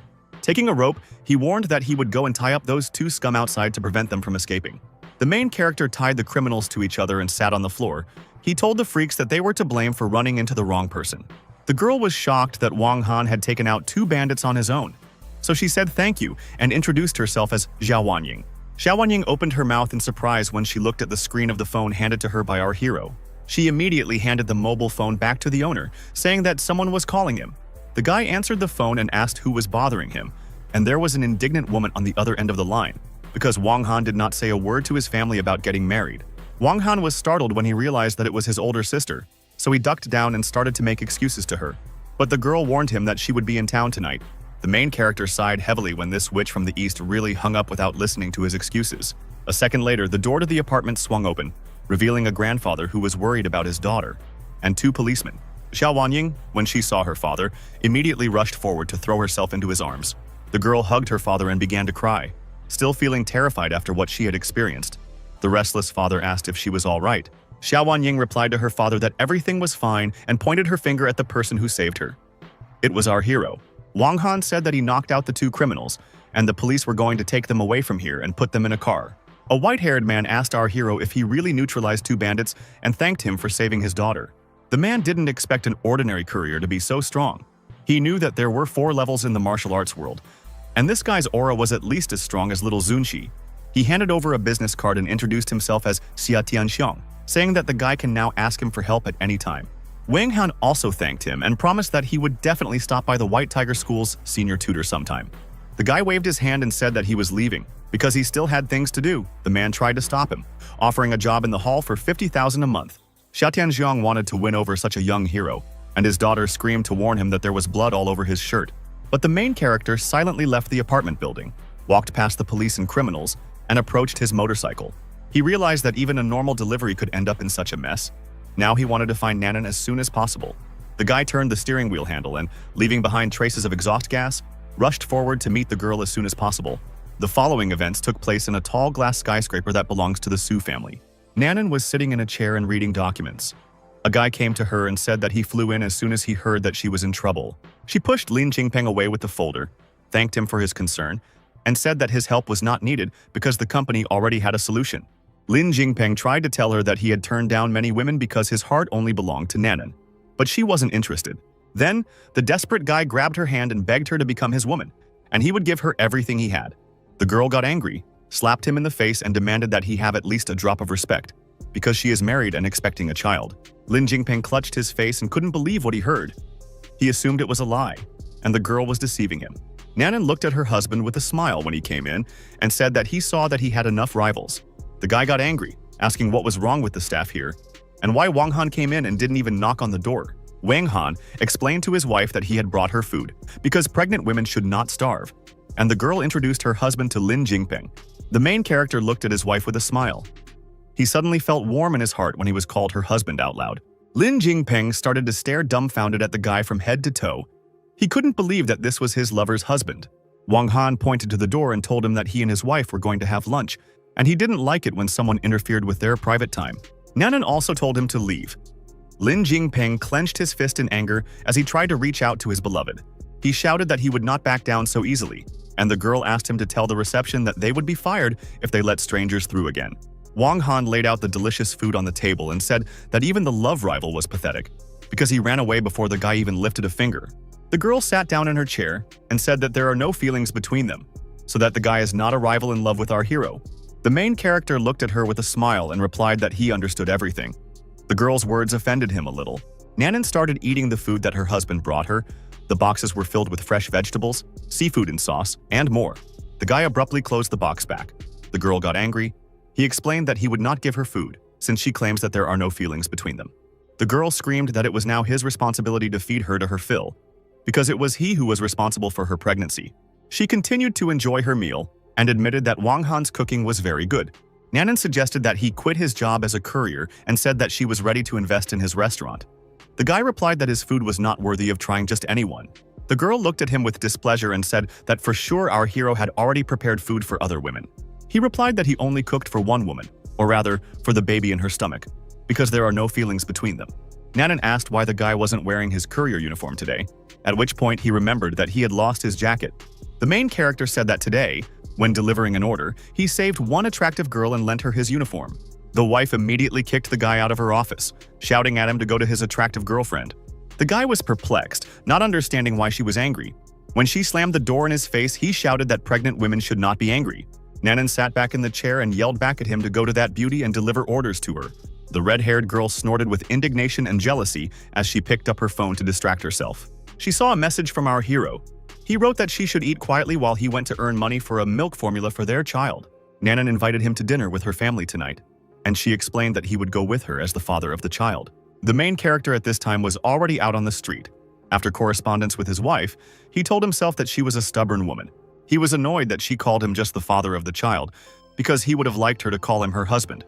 Wang Han once again got on his red motorcycle to race around the city while solving other accumulated cases. He crossed the road and began to rapidly move away from the skyscraper where he had just met his new wife. It was soon evening, and Nanan's red car was already parked outside the villa belonging to her family. When she came to dinner with her husband, her angry mother immediately yelled at her, asking why she had brought the creature here again. Standing up for her husband, the girl replied that she was already married to him and just brought her soulmate home. The woman was shocked. She screamed, asking her daughter if she understood what she was doing, registering a marriage with a courier. Nanan got angry, glared at her mother, and said that she knew exactly what she was doing. Su Jianye came and told the women not to make a circus at the family dinner. The girl's brother stood up for her, saying that his sister could marry anyone. Showing a fake smile, Su Li told his new son-in-law to come and sit down because the food will be ready soon. Her father told her to get up, change, and come down for dinner, and she agreed and went up the stairs with her husband. The girl's mother said that her relatives were crazy to ignore her daughter's marriage, so Su Li asked her not to worry, because Qin Hao would be coming soon. The woman was very happy about this, as she was already waiting for Qin Hao to help them show this non-entity courier their place. Nanang's parents gave young Master Qin a standing greeting and asked him to come and sit at the table. Qin asked Su Li why he had called him here so urgently, and Su Li asked him not to rush, saying that he had a surprise for him. As Nanan and her husband were walking down to the first floor, she saw Qin and asked the family what he was doing here. Her mother scolded her for not meeting young Master Qin with any respect, and the girl didn't understand what he had forgotten at the family dinner. The woman told Mr. Qin not to stand, but to sit down, and asked her daughter to sit next to the man.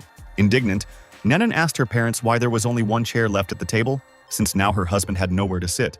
Her mother got angry and shouted that it was because their family's table wouldn't be filled with rabble. Wang Han asked her why he couldn't sit down if Qin could, and she advised him to look at his reflection, since he wasn't worthy of sitting next to them. Cursing was interrupted by the head of the family. He ordered everyone to sit down and eat, and those who did not have enough space, eat dinner even standing, even on the side. Nanan took the arm of her child's father and politely asked him to sit in the only available chair, saying that she would stand. Su Jianye then became angry and yelled at his daughter, accusing her of losing her mind, and ordered her to sit next to Mr. Qin. The protagonist walked up to young Master Qin and gave him a cold stare, causing sweat to run down the fat man's face. Unable to stand the strain, Qin got up and invited our hero to sit on his chair, preferring to stand. The girl's parents were perplexed. They tried to dissuade him, because Wang Han is not even worthy to sit at the same table with them. But Qin insisted that our hero sit down, saying that if Wang Han was not worthy to sit at this table, then so was he. The main character looked at his wife with a smile and told the baby's mother to sit down, because a pregnant woman cannot stand all the time. When she sat down, he told her to eat more meat to improve her nutrition. And the girl's parents did not understand what was going on here. Su Li then went up to young Master Qin, put his hand on his shoulder, and said that he had a surprise for him. Wang Han suggested that his wife forget about these people and just have a quiet dinner. They clashed glasses, and he asked her to drink less wine. Su Li asked Qin not to worry about that guy, saying that he had spiked Nanan's wine, so she would soon pass out. But Qin only got angry when he heard what a surprise was prepared for him. He shouted, asking if the guy really wanted Qin to take her life. Qin decided to warn the red-haired girl. He immediately turned around and shouted at her not to drink the wine because it was poisoned. The man immediately pointed at Su Li, exposing the girl's cousin, accusing him of trying to drug her. Nanan was furious when she heard this. She immediately grabbed her chair to get up and chat with her cousin. The girl grabbed her glass of red wine and threw the contents in her cousin's face, saying that he had completely lost his conscience. Su Li started to stutter, trying to explain everything to his cousin as he wiped the red wine off his face with his hand. The main character was also furious at the guy who wanted to do this to his wife. He swung his fist at the little bastard. A moment later, Wang Han's fist collided with the cheek of his wife's cousin, who didn't even have time to blink when it happened. Su Li collapsed on the floor after the first blow, and our hero shouted that he would take his life if he dared to touch his wife. Nanan didn't want to stay here any longer. She suggested that her husband leave the place that is soaked in dirt and hatred. The girl's mother stood up for her nephew, not her daughter. She asked the guy if everything was fine with him, putting her arm around his shoulders. On the way back, when Nanan and our hero were in the car, the girl asked her husband if he was going to explain everything to her. Wang Han asked what he should explain to her, but she didn't understand why Qin was acting like he was afraid of him. Breaking into a satisfied smile, Wang Han explained that some people can only be taught by pain, and Chin became silken after a couple of punches. Nanan, smiling, accused him of bragging again and reminded him that with his background, he didn't belong in their family. The main character replied that in his family the rules are much stricter than in the family of his wife, so it did not frighten him. When the guy looked at the screen of his phone, he screamed in fright that it was all over. It turned out that his older sister had written to him, warning him that his brother had 10 minutes to show up at the meeting place. The next actions unfolded already in the apartment of our hero, where his older sister was waiting for him. Nanan, as they approached the house, asked her husband who had come and why he was so frightened. Wang Han warned his wife not to pry when he talked to his older sister. The girl didn't understand why his small family was so strict. The guy replied that the girl would soon understand everything on her own, but she should hold her tongue when she saw her sister. When Wang Han entered the apartment, he gave a startled look at his older sister, who was already sitting on the sofa smoking. He pretended to be very happy to see her and shouted that he missed his big sister so much and asked why she didn't let him meet her. Rao Rushuan crossed her arms over her chest, only giving her younger brother a displeased look. Without even greeting him back, the woman sternly ordered her brother to fall to his knees in front of her. The main character immediately obeyed and knelt down in front of the older sister. His wife looked at him worriedly. Then, Rao Rushuano went back to the red-haired girl and told her to kneel before her too. The girl was taken aback. Not knowing what to do, Wang Han shouted to his sister that his wife was pregnant, so she could not go on her knees. Rao Rushuan Grubo grabbed the red-haired girl's arm and frowned at her wrist. She decided to check the pulse of her younger brother's wife to make sure that the girl was really pregnant. After confirming this, Rao Rushuan kicked her brother and shouted that he had lived abroad and brought bad habits from there. Backing up, sitting on the floor, the main character tried to convince his sister to at least listen to him. But Rao Rushuan was adamant. She said that first the guy will be punished according to the family law, and then they will talk. Unexpectedly, Nanan stood up for the father of her child. She covered him with her back and shouted that the woman did not dare to touch him. She screamed that she didn't know about their family rules, but Rao Rushu didn't even explain what the guy was guilty of before hitting him. Rao Rushwan said that her family's rules were simple and listed them, mentioning kindness, courtesy, wisdom, modesty, and more. The woman explained that it is disrespectful to marry without warning. Pregnancy before the wedding is a disgrace, and marriage to an unworthy one is stupid. Nanan was outraged when she heard that she was unworthy of her husband and asked the woman who she thought was worthy then.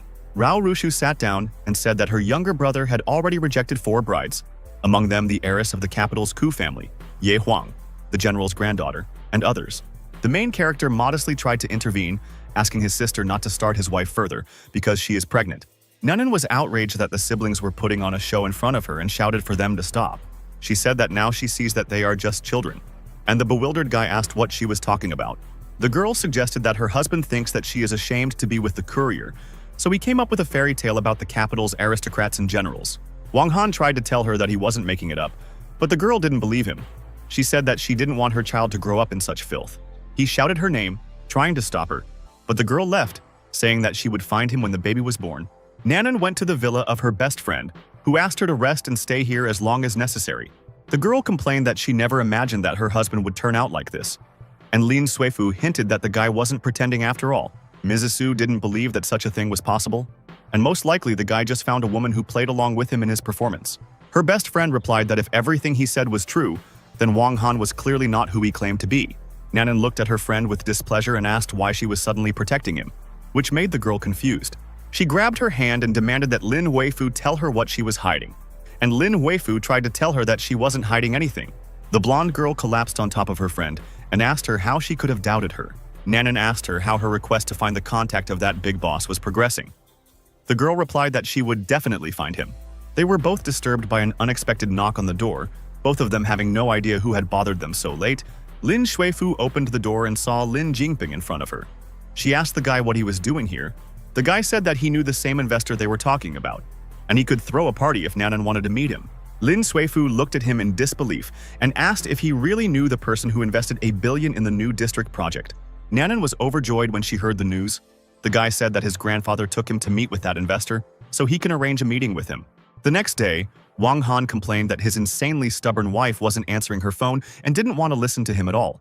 As he was smoking on the balcony, he squinted at the screen of his mobile phone again when he heard that he had received a message. He smiled, thinking that his wife had finally broken down and written to him. But it turned out that the message was not from her. It turned out to be Xiao Wanying, the girl who was saved by our hero, who wrote that she had washed his clothes and wanted to deliver them to him. After replying that she didn't need to bother, and the things could just be thrown away. The guy looked at the black pearl given to him by his sister. When he got the call again, he asked Zhaohua what had happened and was informed that Ironhead had died. Wang Han was shocked. He asked how it happened and was told that Ironhead was trying to save drowning people and drowned himself. Meanwhile, Zhao Wanying was sitting on her bed with her face buried in her phone. She was upset that our hero didn't even want to pick up his clothes. The girl was sad that there was a possibility that she would never see her savior again. Her father came into her room and asked her what was wrong and why her face was so grim. And she complained that he didn't knock. The man replied that he knocked, just the girl did not hear, and once again asked what happened to her. He remembered that it was young Master Zhou's birthday tomorrow and asked her to go instead, which angered her. She shouted indignantly that she would not go to the birthday party of a man who was saved by a dead man, whom she called an idiot. The girl was angry that her father was dragging her into something like this, and he laughed and asked her if she had written to the courier. Frustrated, Xiao Wanying confessed to her dad that she had written to that courier, and he replied that he didn't want to return his clothes. Dad tried to calm her down, saying that this means that fate did not bring his daughter and that courier together. On Zhou's birthday, there was a fight, and a man attacked a woman for being a journalist asking awkward questions. The enraged man once again swung his leg to beat up the woman who dared to come to his party. Before he could do so, he caught a glimpse of the elbow of the man who had decided to step in and stop the scoundrel. The dark silhouette of an unknown hero managed to stop young Master Zhou and knocked him down with a single blow. The impact was so strong that the birthday boy flew back a few meters and hit the wall, which stopped him. It turned out that this hero was Wang Han. Together with his team, he came and asked the birthday boy who he was going to kill here. Xiao Wanying, who was also at the celebration, was overjoyed when she saw her savior again, and was convinced that it wasn't a hallucination. The battered birthday boy tried to get up, but he shouted at his subordinates to take the lives of those who were not invited to this holiday. 3 armed bodyguards rushed forward to take revenge on our hero, who dared to brawl in the territory of the Zhou family. But the chubby bald guy stood up for the main character and kicked one of the bodyguards. One punch was enough to knock the guard down and send him flying far back. After that, another guy from our hero's team intervened in the fight, who hit the second bodyguard with his knee.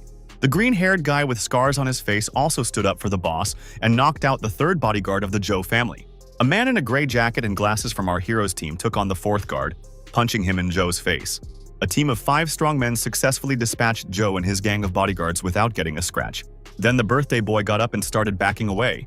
He screamed in fright, asking the hero's gang who they were. Taking a drag on his cigarette, Wang Han said that his brother's name was Ironhead, and that he had saved Zhou's life that day and died himself. Sitting down in a chair, our hero confessed that he was really infuriated by the way Zhou called his dead brother insignificant. Zhou shouted that he had power and influence, so his life was much more valuable than the life of the nobody who saved him. He called for more guards to help, and a second later another mob of bodyguards with batons burst into the hall. But our hero, sitting quietly, said that human life is never higher or lower, and he gives him the only chance to redeem himself. Young Master Zhou didn't want to obey, so he told our hero to stop acting like someone else and tell the guards to sort it out. The main character shouted that the guy lost his only chance, grabbed the chair on which he was sitting, and swung. The hero of the occasion screamed loudly in pain when the enraged protagonist hit him with all his strength with a chair. This caused young Master Zhou to fly backwards and land directly on the giant cake. The guy fell back to the floor and started coughing, cursing, and shouting, while the pieces of his birthday cake were scattered all over the hall. The main character came closer to him and again stated that he gave the guy a chance that he did not take, and he will not have a second chance. Wang Han, in order to avenge his dead brother, kicked the birthday boy in the face again, and he screamed in pain. 2 people entered the hall. One of them shouted, asking who this trash who dared to make a scene here was. This person was Zhou Xinghuai, a white-haired man with a mustache, the head of the family and the father of the birthday boy. The guy started calling his dad and asking him to help him, but he couldn't get up on his own. When he saw who had done this to his son, he pointed his finger at our hero and ordered Old Song to deal with him.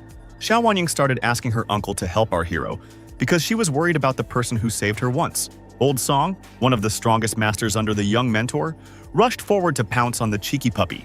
But the main character only had to reach out to grab the fist of the strongest master, stopping him. Song only grunted in disbelief and looked down at his fist in shock when he saw that the guy had immobilized him. It turned out that our hero was defended by his skin-headed chubby friend, who told Song that he would play with him first. The bald man used the Immortal's Rise technique on Song, grabbing him by the head with his giant palm. After that, he threw the strongest master to the floor, while the main character calmly watched with his hands in his pockets. The head of the Zhou family, seeing what had happened, asked his colleague what had happened here. As he tried to stand up, Old Song said that he had just been attacked with a diamond palm, which was the style of the Gu clan of Gangcheng. Then Zhou changed. He apologized to the guys for the rude reception and offered to calmly discuss today's situation. Frowning, Wang Han replied that he had already announced his terms, but his son had not accepted them. Mr. Zhou, smiling nervously, said that he had clarified that the deceased was only a mechanic, so he was willing to give $1 million to close the matter. This angered our hero. He sent a man and shouted that his brother's life was priceless, and with his foot smashed a nearby piece of furniture. Zhou looked at the guy with fear when he got close to him, and asked if he still dared to show off money in front of him. The man laughed and suggested that the guy walk around and ask around about it, because a couple of lives of some mechanics are pennies for them. He laughed even louder when Wang Han said that he could bankrupt his family right now, and left it to Xiaohua. The head of the Zhou family was dumbfounded when Xiaohua called someone and told them to immediately close all of the family's businesses in the city. But then the man laughed again and asked the guys if they were making a movie here because he didn't take it seriously. A second later, a worried man ran into the hall and told Boss Zhou that he had some bad news. He reported that all the partners had broken off their cooperation with them, and the companies and factories had stopped working on the orders of the Southern Lei clan. Zhou was shocked because he knew about this clan, and Xiaohua adjusted his glasses, winked, and introduced himself to them as the same Lei Xiaohua. Mr. Zhou started fawning over Lei Xiaohua and begging for his forgiveness. But the bespectacled guy wasn't impressed. He shouted at his son to quickly ask for forgiveness in front of them too. The birthday boy told Lei Xiaohua that it was a misunderstanding. The birthday boy started asking his dad to call his second uncle when our hero put his foot on his back and said that there was no misunderstanding. Zhou admitted that he was wrong and suggested that everyone take a step back, saying that his brother holds a high position in the army, and the conflict will not benefit anyone. The main character grinned when he heard that the man had connections in the army, and then asked his friend to make a call. The guy with round glasses immediately called someone and said that we need to break through one of the Zhou families from Jiangning City. Wang Han told Mr. Zhou that he was taking his son with him, and the man shouted warning of the consequences of such an outburst. The birthday boy started shouting to his dad to call his second uncle as soon as possible. The man promised his son that he would do it. A sly, smug smile appeared on his face as he picked up the phone and saw that second uncle was already calling him. When he answered the phone, his brother immediately started yelling at him to stop making trouble, because now they had offended a figure from the capital's military department. Mr. Zhou was taken aback when he heard from his brother that he was about to be removed from his post and investigated. The following actions unfolded at the local cemetery, where the main character went with the one who was to blame for the death of his brother. One of the fresh graves belonged to his recently deceased brother, and it was written on the stone that Ironhead was buried here. Lei Xiaohua and the others gathered in front of the grave, and he told whoever was responsible for their brother's death to fall to their knees. The main character forcibly forced Zhou to do this with his foot, and Zhou shouted in displeasure, warning that killing was illegal. Wang Han pushed him harder and shouted at him to beat his forehead on the ground and apologize to his brother. He used his boot to pin him to the grave ground, as the birthday boy was still struggling. Each of the team took a candle in their hands. They turned to Ironhead, saying that they had brought the kid to apologize to him. Everyone said goodbye to their brother, wishing him to rest in peace, while Nanan stood nearby at her grandmother's grave with a bouquet of flowers. The girl told her grandmother that she got married and is now pregnant, and the child's father is a delivery courier, against whom her whole family is against. She complained that her husband had hired people to play the rich young gentleman, and admitted that her grandmother was right when she said that men were worthless. Nanan put her grandmother's favorite treats on the grave and offered to talk about the good things, because she met a person who helped her survive all the difficulties. After putting the food that her grandmother had once loved on the plates, the girl told her that she had brought all her favorite treats. Finally, the granddaughter said that it was raining, so she had to leave and promised to return soon. The girl hurriedly left the cemetery territory. The friend asked the lady to get in the car faster because the rain was heavy. Lin Shuifu was displeased with the sudden rain and told Lin Jingpeng to get out of here faster. He was outraged that she was talking to him like that. Lin Jingpeng's black car started to move, but it was blocked by a long limousine that was standing perpendicular to the road. The guy was indignant and shouted that someone dared to block the road for him, and the blonde noticed that this car was elite. Tall men in dark suits, each carrying an umbrella, started to get out of the black luxury limousine. All of them began to approach our hero, greeting the young gentleman who was already returning from the cemetery. Wang Han had his friend Lei Xiaohua handle the affairs of his daughter, who was orphaned after Ironhead's death. The blonde drew her friend's attention to a guy who was accompanied by a whole retinue, because he looked like her husband. After carefully examining the guy, Nanan realized that it was really her husband. She was not clear what he was doing here. Lei Xiaohua walked to the black limousine and respectfully opened the door for his friend and boss, while the guards protected him from the rain with an umbrella. Lin Shuifu drew her friend's attention to the man who opened the door for our hero. Nanan didn't know who it was either. Lin Jingpeng was shocked when he realized that the man with glasses was Lei Xiaohua, the heir of a very powerful southern clan. The black limousine and the car accompanying it started moving. First, our hero was going to call at the house of the deceased brother. Nanan assumed that there was some mistake. Because why would the Southern clan heir open the door for her husband? And her friend suggested that she call Wang Han. The red-haired girl replied that she wasn't going to call him. She couldn't believe what she had just seen. They closed the subject, and Lin Suifu asked the guy behind the wheel how things were going with the investor Nanan wanted to meet. The guy asked them not to worry. He showed them a hand gesture and assured them that everything was already settled.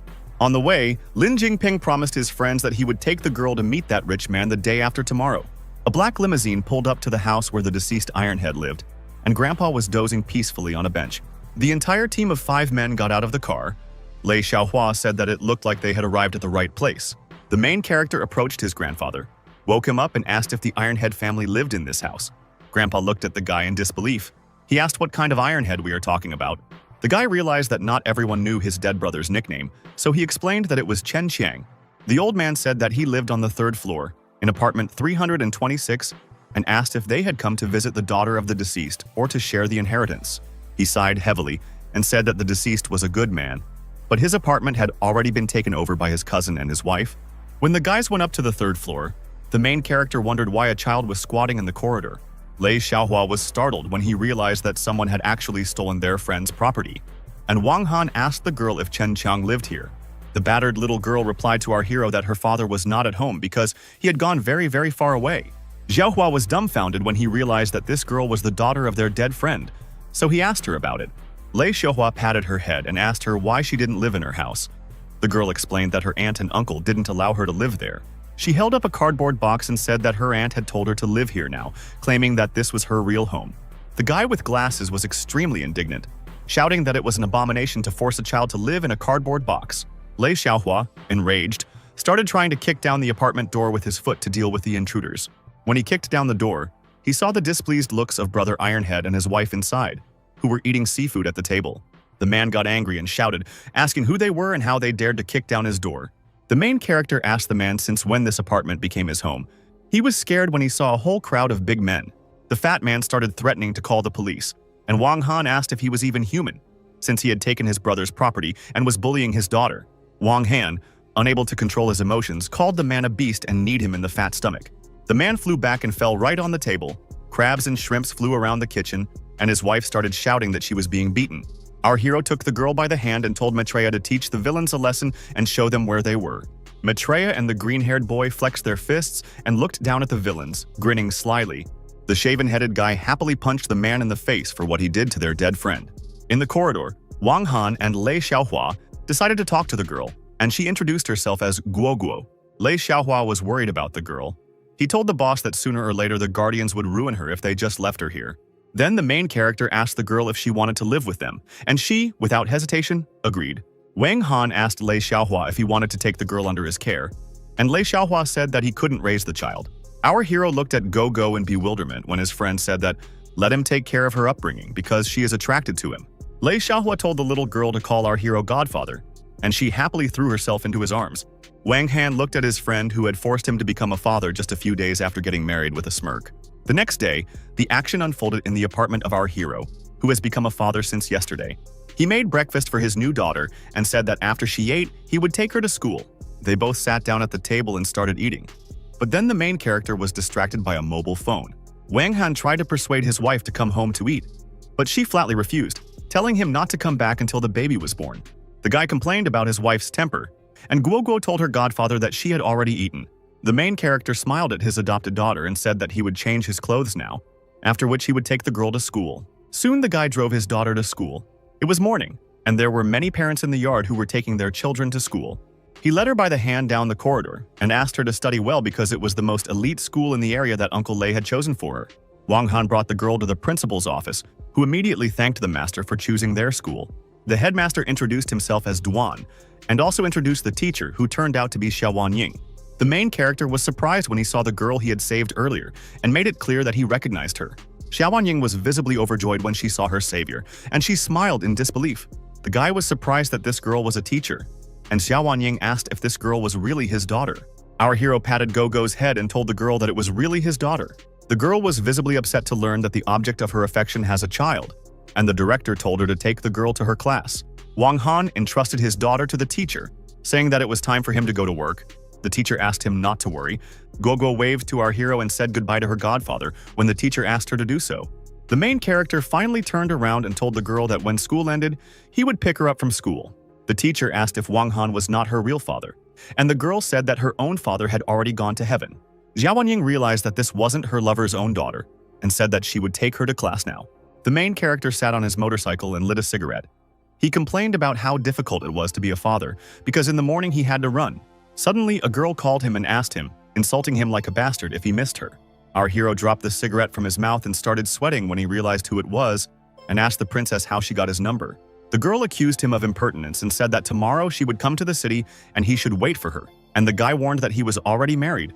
The next morning, the guy took Guoguo to school again before work and told her to study well, promising that he would pick her up after school. The guy decided that first you need to warn your wife about the arrival of that girl, because after all, she has a child under her heart.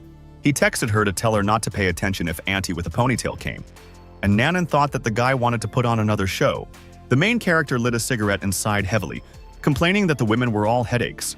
He rode his motorcycle because he had received an order, and was upset that he would be late again due to morning chores. At noon, the guy found himself in front of a luxury house, where he was asked to deliver food. He stood in front of the gate. The main character was impressed with the appearance of the building. He said that it was a whole mansion. Wang Han went to the door and pressed the doorbell, greeted them, and announced that the delivery had already arrived. When the door opened, the guy said bon appetit, wanting to hand him a pizza, but then stopped when he saw who appeared in front of him. It turned out to be Nanan. She was surprised to see her husband in front of her and asked what he was doing here. The main character was embarrassed to see the girl here, sweating and smiling, saying that it was a coincidence. A friend came up to the red-haired girl and asked who was there, and she said it was just a courier.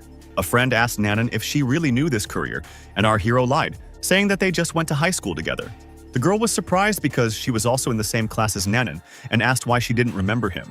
Wang Han tried to get out of it, but he gave a false name and said that he was a bad student, and the teachers were chasing him all the time. Another guy came up to them, and when he heard that the courier was a classmate of theirs, he said that the person named Zhang Wei wasn't in their class at all. The guy came closer to our hero and asked if one of their classmates could really become an ordinary courier. He scolded Nanan for having such a big boss familiar with the courier. She asked what was the big deal. The young man shouted that there was a chasm between the bottom of society and the elite, so associating with such scum would only cause her problems. The guy asked our hero why he was standing here because he had already delivered the order and remembered that he had not paid him. Grinning, he handed him 200 yuan, saying that it was a reward from him because the courier probably wants to get a tip. Our hero turned pale with anger. He really wanted to hit the impudent guy, and the owner of the house asked why he was not leaving yet. But Wang Han controlled his emotions, accepted the reward from the host, and thanked the boss for the generous tip. When the girl appeared and asked if this was the pizza she ordered, the guy immediately rushed to Wanying, calling her a goddess to hand her the pizza.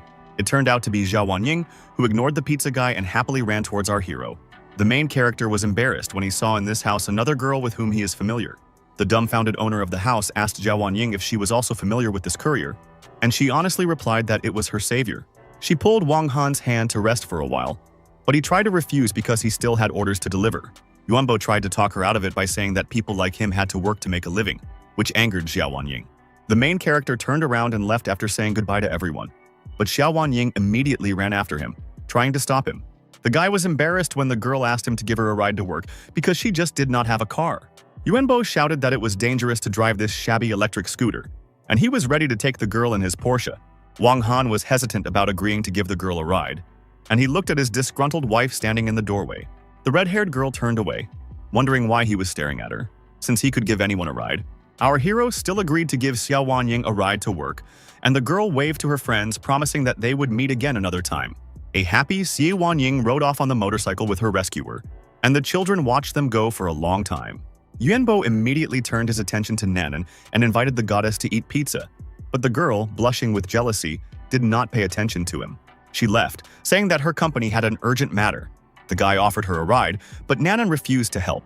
Meanwhile, the main character was racing through the busy city street, with Xiao Wanying sitting behind him. The girl snuggled up to him and closed her eyes in fear, so the guy asked if he was driving too fast. Xiao Wanying replied that everything was fine and enjoyed the opportunity to hug the object of her longing further. They both looked to their left in surprise when they noticed that a red sports car had caught up with them. Nanan was driving, and she asked her friend to move to her car, but the girl refused because they were almost there. Wang Han knew better than to make the child's mother angry, so he suggested that the girl move to the car because he suddenly had something to do. Xiao Wanying thanked him and asked if he would have time on the weekend, because she wanted to buy him lunch. The guy replied that he was busy. She asked when he would have any time at all. Our hero replied that they would agree later, because now he needs to deliver orders. The main character sped off, and the girl finally asked him to be careful on the road. Wang Han was tense after dealing with women because there was no way he could handle them. That same evening, our hero was returning home, holding the hand of his godmother, whom he had picked up from school. He suggested that Guo Guo make her something to eat, since she was probably hungry, and the girl replied that she liked the food that her father prepared for her. When they got home, Wang Han realized that someone was there because there was a woman's pair of shoes on the floor. It turned out that it was the eldest princess Jiang Tang. The girl came out of the shower and asked Dear why he came back just now. Wang Han closed his daughter's eyes and shouted for her to cover up, because there was a child here, and she didn't understand why he was so angry. The eldest princess Jiang Tang first asked her lover who the girl was. The main character replied that this was his daughter, although the girl did not believe in his words that he was already married. Princess Jiang Tang patted the little girl and smiled at her, saying that she could call her mother now. Our hero got angry at the girl and shouted, asking why she was talking some nonsense. He continued to be indignant and shout at the uninvited guest, demanding that she not spoil the girl with her example. But the princess continued to tell the girl that she was her mother, because she was the wife of this man, whom she called a bastard. Wang Han handed his adopted daughter her school backpack and asked her to be smart and go to her room and do her homework. Go agreed, and obediently went to her room, our hero, and the girl silently watched her go until she left. When the girl left, Jiang Tan immediately started yelling at our hero and kicking him, insulting him as a bastard. The main character started to get indignant, asking where her clothes were, and demanded that Jiang Tan dress properly. The eldest princess sat down and warned the bastard that she would deal with him, because he dared to marry another woman instead of her.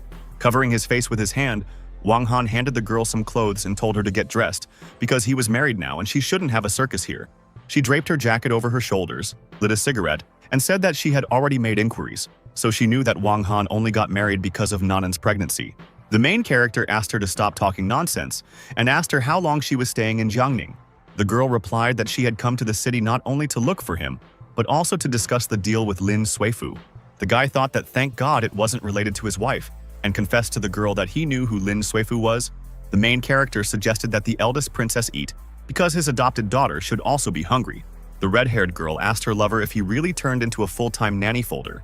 She threw the jacket off her shoulders, pinned our hero to the closet, and he asked if she was doing something again.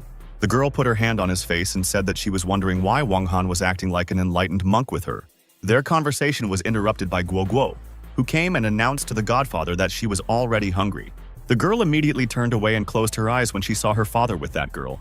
And our hero was afraid when he noticed the presence of his daughter. Wang Han pushed the eldest princess away and told her to stop fooling around and start eating dinner. The guy changed his clothes and took his daughter by the hand to take her to a restaurant, and told Jiang Tan that they would leave without her if she wasn't going to.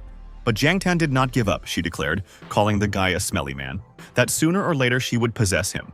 The main character brought Guo Guo to one of the restaurants in the city center, which was located in a modern glass building. Jiang Tang tried to win the little girl over and said that she could eat whatever she wanted today because her mother was giving her treats. The girl asked the girl not to call her aunt, and it is better to call her godmother. This version of Go-Go liked more. The waiter asked them if they liked this VIP lounge, and the red-haired girl replied indifferently that it was normal. Jiang Tan complained to the girl that she had already gone on the offensive, but her godfather was not obeying, and Wang Han demanded that she stop talking nonsense in front of the child. At the same time, Su Li was in the restaurant and brought Mr. Lei, saying that he had reserved a private room for them. Ingratiating himself with the master, Su Li confessed to Lei that he hadn't found out who had stolen his project yet, but he knew that it might be related to Lin Qingyun. Lei said that he had heard that Nanan had taken control of the projects in the end, but the guy said that they didn't have the opportunity to interfere there now. Then the boss told the guy to find journalists to throw mud at the girl and put her in a bad light, so that they could push the project. Su Li praised the man for his brilliant idea, not knowing yet that the courier was right behind him right now. Boss Lei turned around and asked why this guy looked so familiar. He remembered seeing him at the auction. He screamed, asking how this was even possible and how that damn food delivery guy and Nanan's husband ended up in this restaurant. Su Li decided to go to check out. He cautiously peeked into the VIP lounge where our hero was just sitting down to have dinner. Zhangdan gave the girl a chicken leg. Guogo replied that she liked chicken legs. Dinner looked like a family idol. A sly smile appeared on Su Li's face, and he knew that he would have something to look at when he noticed that Wang Han was in the company of another girl. After dinner, Jangtan asked the little girl if she had eaten well, and the little girl said yes and thanked her godmother for the food. Nanan, meanwhile, came to the apartment of our hero. She did not hear a sound inside, so she assumed that the guy was not at home. Soon, the main character, his adopted daughter and the eldest princess appeared in the corridor, and Wang Han told the girl to do her homework. Nanan was perplexed when she saw her husband in the company of strangers. Our hero was also taken aback when he saw his wife here. The eldest princess greeted the girl, assuming that she was the new wife of his lover. Sweating with embarrassment, our hero tried to justify himself by saying that Jiang Tan was the daughter of his cousin who had come to Jiangning on business. Nanan got angry and said that she was just passing by, and now she's leaving because she has other things to do. The red-haired girl, clenching her fists in anger, started to walk away, but the sound of her stomach growling with hunger set her up. The main character suggested that his wife stay and at least eat at his house, assuming that his wife was hungry. Jiang Tan asked the guy if he and Nanan didn't live together even though they were husband and wife. This affected Nanan. She agreed to go and eat together. Our hero began to frantically open the apartment door. Wang Han was sweating profusely, and he knew that he had entered a real battlefield because he was standing between two fierce girls. Inside, the guy immediately retreated, saying that he was going to cook, and told his adopted daughter to go do her homework. Jiang Tan sat down on the sofa and asked our hero when he learned to cook. Nanan was overjoyed when she heard this, because the guy's words about cooking just for her turned out to be true. Wang Han was displeased that the eldest princess also wanted to join in the dinner, so he asked if she hadn't eaten enough at the restaurant. Jiang Tan started to yawn. She replied to the young man that she was hungry again, openly flirting with him in front of his wife. Leaving for the kitchen, the angry protagonist shouted, demanding that the girl behave normally. Nanan approached the older sister from second aunt's side and handed her a bottle of water, telling her that she was probably thirsty after dinner. Jiang Tan replied that from the girl's appearance, she should be the one calling her big sister. And Nanan said that she didn't look like she was younger. The eldest princess asked our hero when the food would be ready, and complained of hunger. The main character announced that the noodles were ready, and put a whole bowl of hot food on the table for his hungry wife. Nanan walked over to the table and looked at the dish her husband had prepared for her with appetite in her eyes. Jiang Tan intervened and shouted that she also wanted to eat his noodles, and Wang Han told the girl to shut up. The red-haired girl picked up her chopsticks and put the first batch of hot noodles in her mouth. She praised her husband for cooking so much better and asked him to bring her something sour and treat the girl to noodles. Jiang Tan also sat down at the table and said that she would eat as many noodles as she liked, and Guoguo brought a book here. She told her godfather that she had already finished her homework and asked if she could read a book of fairy tales now. The eldest princess asked Guoguo to come to her so that she could read her a storybook herself. Guoguo came over, handed her a book, and thanked her aunt. And Jiang Tan once again asked her to call her mother. She patted the little girl's head and promised to buy her candy if she called her mom. But it didn't affect Guoguo. Nanan asked the older sister on second aunt's side not to make things difficult for the child by standing up for Guoguo. The red-haired girl decided to save Guoguo from the society of the cunning aunt and asked the girl to come to her. Our hero's wife asked the girl to call her mother, not Jiang Tan. Guoguo was in a stupor. She fell silent and stared at the red-haired girl with round eyes, not knowing what to say. Fortunately, the main character came. The girl looked at her godfather, and he nodded, allowing her to do it. The girl agreed to call Nanan Mama, which made the girl happy, and she suggested that Guoguo go to the bedroom to read a story to her. Nanan and her new adopted daughter left, and the girl finally told her second aunt's older sister to eat slowly. Jiang Tang was indignant. The guy put a plate of noodles in front of her and told her to eat. She reluctantly agreed. She asked our hero if he was going to go to bed. He replied that he would sleep on the couch and she would be allocated a room. The eldest princess asked why Wang Han and his wife didn't sleep together, since they were officially married. The main character sat down on the sofa, lit a cigarette, and replied that the girl talks a lot, and told her to finish her noodles and go to bed. Nanan came back to the living room and told her husband to go to bed, but he was forced to agree and put out his cigarette. Jiang Tan chuckled and got angry, saying that she had never seen our hero behave so obediently before. It was early morning, and events continued to unfold on the territory of the main character's apartment. Wang Han had already gone out on the balcony to do his morning exercises. The guy was standing on one arm. His wife also came out to greet him, and when he noticed her, he suggested that she go for breakfast. The girl replied that she would not have breakfast because she had to go to the company, because now the project is being prepared. Then our hero offered to take her to work. His wife turned around and said that there was no need to do this. It was better to let him take the girl to school. The main character offered to pick her up from work in the evening, but the red-haired girl replied that this was also not necessary. A grin appeared on the guy's face as he told his wife that she was still hot-tempered. Already in the car, Nanan was hit with the news that something serious had happened, and someone bribed the media to throw mud at her. She was angry when she heard that the project was also ordered to be suspended, and she was asked to look at the news link. The girl clicked on the link and saw the news that the precious daughter of the Su family was destroying the delivery man's family. Nanan frowned in anger. She gripped her mobile phone tightly and asked who could have arranged such a thing. Jung Tan came in while our hero was having breakfast and said that his wife was in trouble. And the guy said that was nonsense. The girl suggested that he see for himself if he didn't believe her, and handed him her phone. The main character picked up the phone and started shouting and swearing, claiming that these bastards had completely lost their fear. The guy immediately called Wenlong and asked him to help him with one case. The latter asked him to tell him more. Young Master Su Li was lying on the bed in his bedroom, his face buried in his phone. And the girl asked him what made him so happy. Su Li told the girl that right now, he felt like he was reborn because one good thing had happened. But a second later, his expression changed as someone stormed into his hotel room and he shouted out who it was. There were 3 men standing in the doorway. One of them, a guy in a t-shirt with tattoos, was the new boss of the Black Dragon Society. Su Li turned pale and broke out in sweat. He immediately became quiet when he saw Boss Long in front of him. He asked the boss who wanted to see him and what the big deal was, and they told him to get dressed because there was someone who wanted to meet him. The Black Dragon boss started shouting and told him to stop talking and get dressed quickly when the guy started asking questions. After some time, our hero also appeared at the hotel. His subordinate reported to the guy that they had captured that scoundrel. Su Li was dumbfounded when he saw Wang Han, the courier who was his cousin's husband, standing in front of him. Already wearing his jacket, the guy shouted, asking the moron why he was here and not delivering food. Our hero didn't say anything but just stared at the guy, and Su Li once again asked the jerk what he was doing here. Wang Han silently grabbed the first thing that came to hand, which was a white vase that was placed in the inn's room.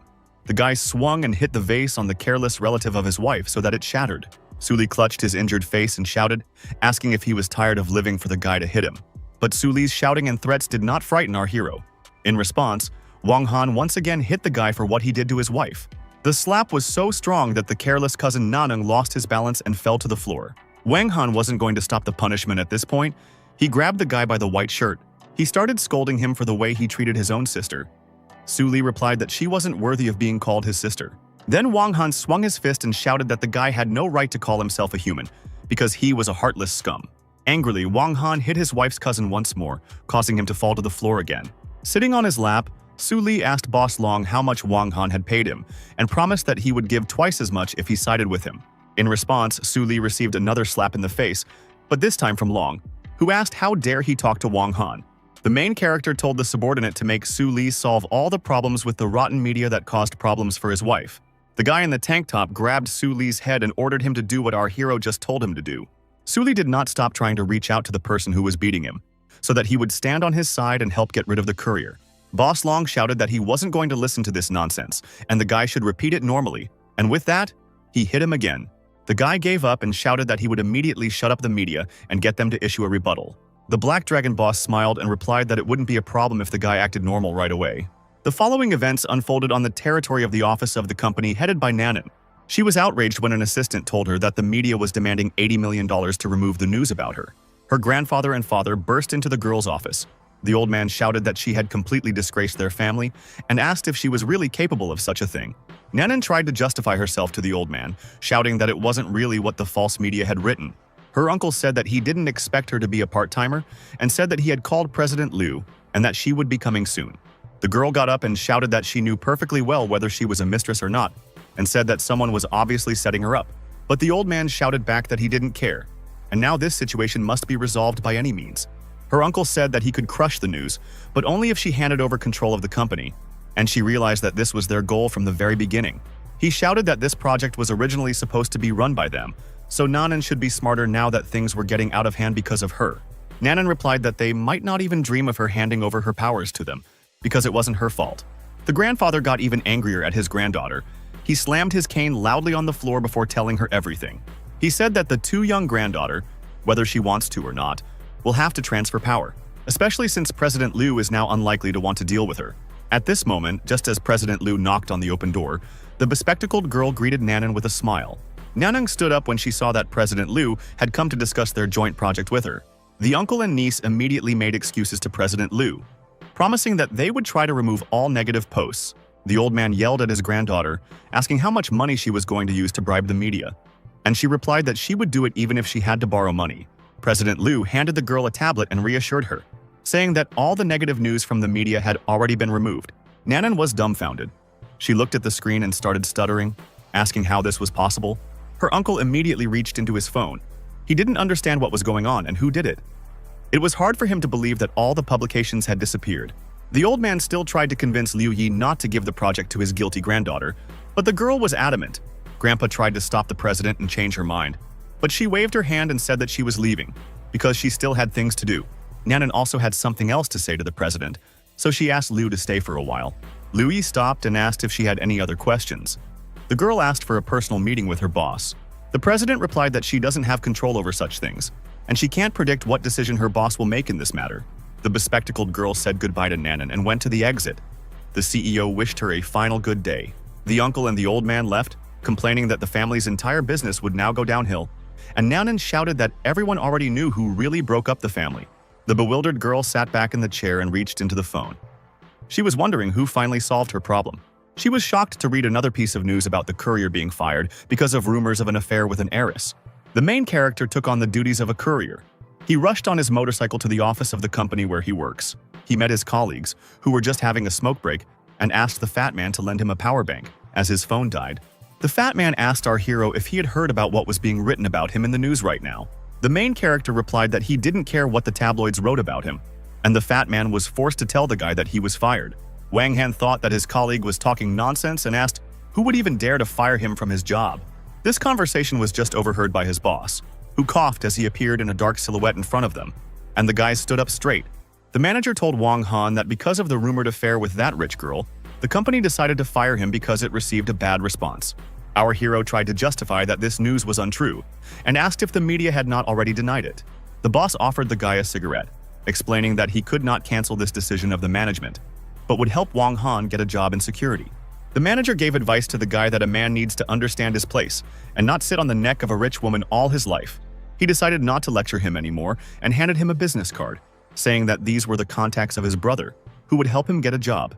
Wang Han said that being a security guard is also not bad, and colleagues advised the guy at the new job to stop bragging so much. The main character thanked his colleagues for the advice and let them go for their legal smoke break further. As then someone intervened in the conversation. The fat man looked at the man in shock, and our hero turned around when someone asked if Wang Han worked here. It turned out that it was Xiao Wanying, and the girl was delighted when she saw that our hero really works here. The guy asked teacher Zia, holding a cigarette in her hands, how she got here, and his colleagues were shocked by the appearance of the beauty. The girl explained that she called him, but his phone was turned off, so she decided to come. Having heard from friends that he works here, a bewildered Wang Han asked if she was here for some business, while his colleagues stared at the beauty in fascination. Xiao Wanying confessed that her father wanted to meet him, and suggested that they talk privately elsewhere. The guy replied that he would have no problem talking to her somewhere else, especially since he was just about to leave. Looking after the departing colleague, the guys came to the conclusion that their company had made Wang Han a sucker who handled everything for others. The manager kicked the fat man and shouted for them to get on with their work instead of continuing to envy Wang Han.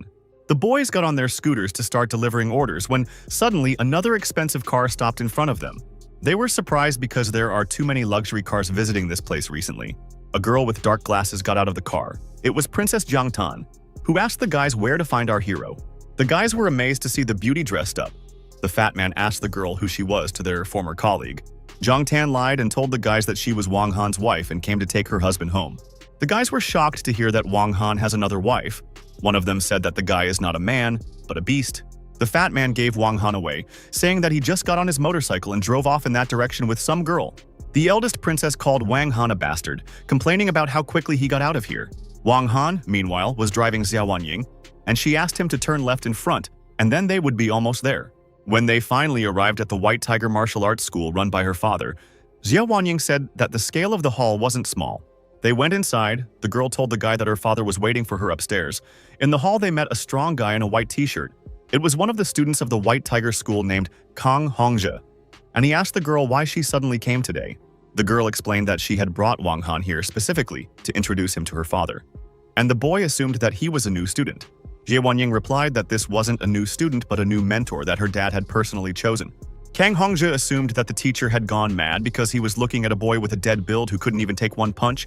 Wang Han took his hand away from her, and the girl asked Kang to watch his tone when he spoke, and did not want to communicate with him anymore. The big guy said that the teacher was currently engaged in a conversation with an important guest, and suggested that the girl go to a concert for the weekend, but she refused. She grabbed our hero's arm and asked Kang Hongjae to move aside to let them pass. Kang Hongjae was angry when the girl rejected him and refused to go to the concert with him, saying that she had plans with this new mentor. The big man noticed that his lover was holding hands with Wang Han, and it made him jealous. He clenched his teeth in anger and thought that he would deal with our hero who dared to steal the woman he loved from him. Xie Wanying led our hero to her father's study, where the teacher was talking to a man at his desk. The father got up and asked his daughter why she didn't tell him about this earlier, because he would have come down and met the guest of honor himself. Mr. Xie shook hands with our hero and asked him to sit down. The guy told the man that he was too nice to him. When the old man shook hands with the protagonist, he felt as if the guy's palm was ablaze with flames. The man laughed and admitted that Wang Han's inner strength really impressed him. But the guy replied that he was flattered. Old man Xia Tianxiang introduced our hero to his guest, who called himself Old Liu, admitting that he was impressed by Wang Han's strength. Xie said that he didn't want to beat around the bush and admitted that he had called Wang Han to become their new boxing instructor.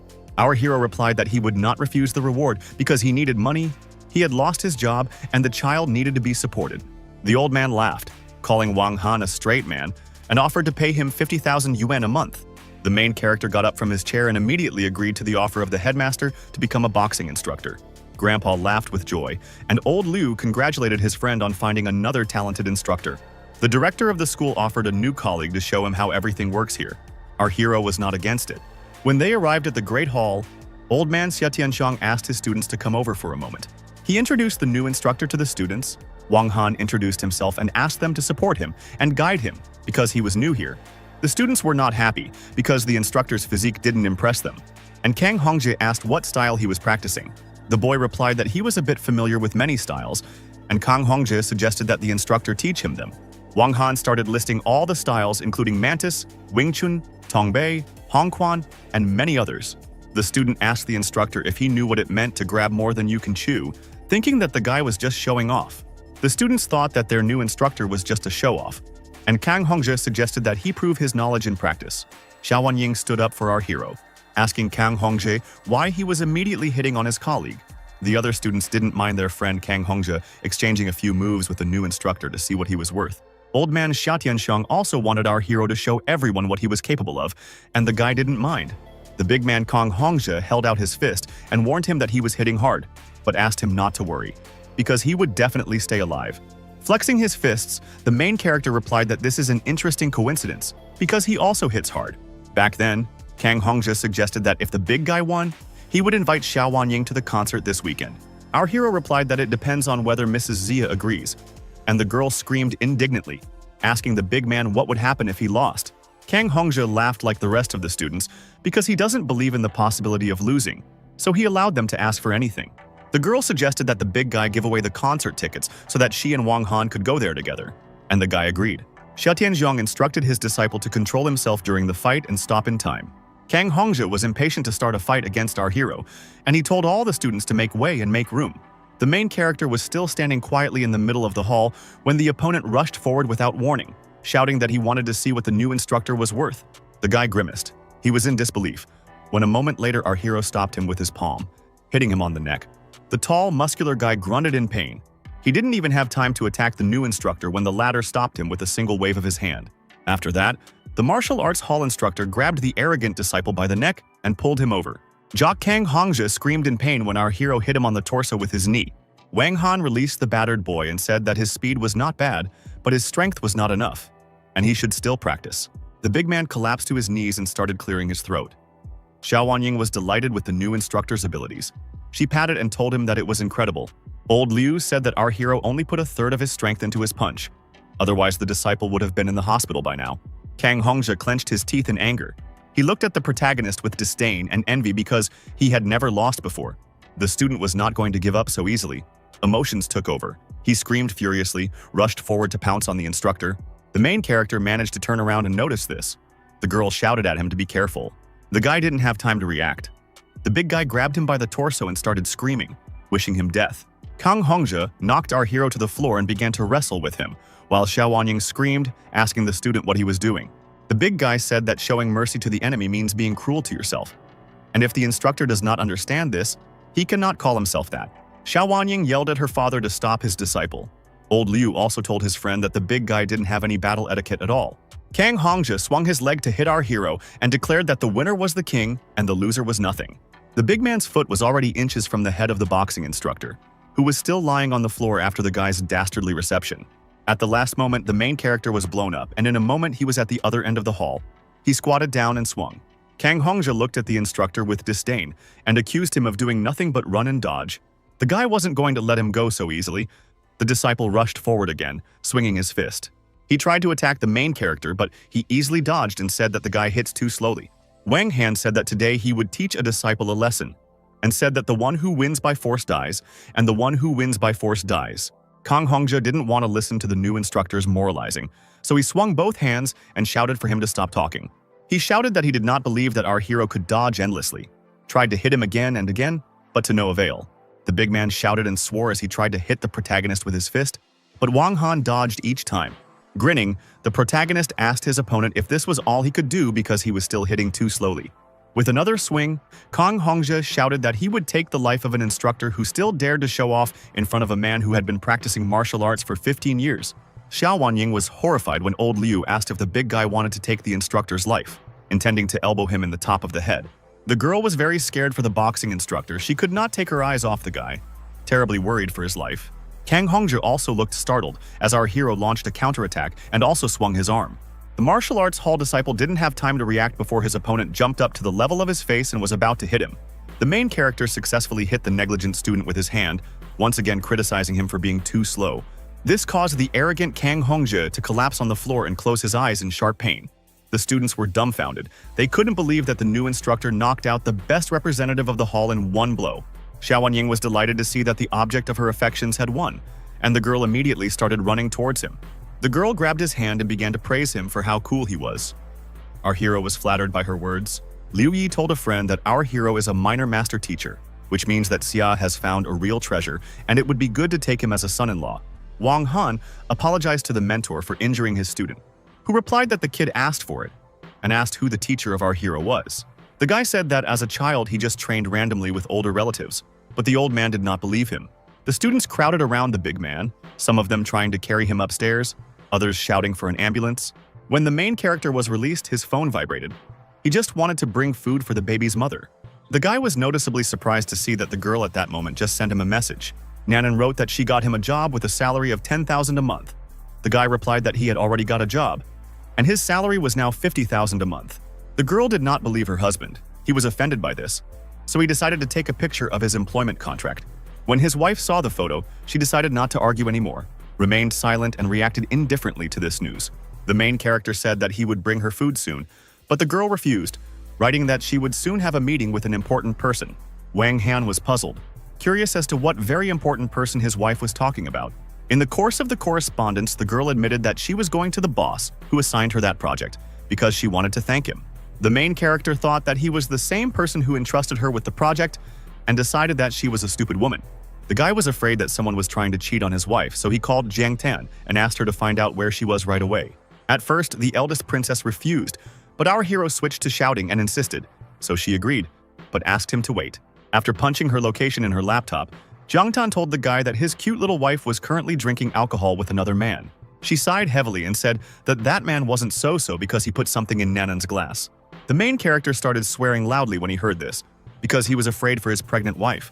He immediately charged forward on his red motorcycle, shouting that he would personally take the life of the man who did this. Lin Weifu started driving quickly down the dusty street of the city, intending to find his consort as soon as possible. The next action took place at the inn, where Nanan went to meet the boss. The girl had already passed out as suspected. Someone had tricked her into meeting an important boss. It turned out to be Lin Jingping, who was standing in front of her and giggling viciously, admitting that he had mixed something in the water because she didn't drink wine. The guy looked at his victim, licking his lips and rubbing his hands. He believed that now his beloved would definitely not run away. Lin Jingping took out his phone, intending to take a video of everything so that he could blackmail the girl and infuriate her courier husband. The scoundrel's plans did not come true because in a couple of seconds the main character burst into the hotel room from his feet. Not seeing who exactly had entered, Lin Jingping shouted, asking if the person hadn't seen the "Do Not Disturb" sign on the door. Our hero started shouting insults at the guy, and then Lin Jingpeng turned around and was shocked to see that this was the girl's husband. Startled, he asked what Wang Han was going to do. But it was too late because our hero was about to attack him. Enraged, Wang Han swung his hand and shouted that he was going to deal with the scoundrel. The guy slapped Lin Jingpeng's face with all his strength, causing him to lose his balance from the force of the blow.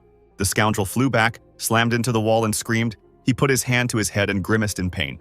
Lin Jingpeng wanted to fight back against the protagonist, but his ridiculous punch missed, and Wang Han easily dodged it. Wang Han wasn't going to let go of the bastard so easily, but he elbowed him on the back so that he grimaced in pain. The impact was enough to send the weakling crashing to the floor without even having time to group up.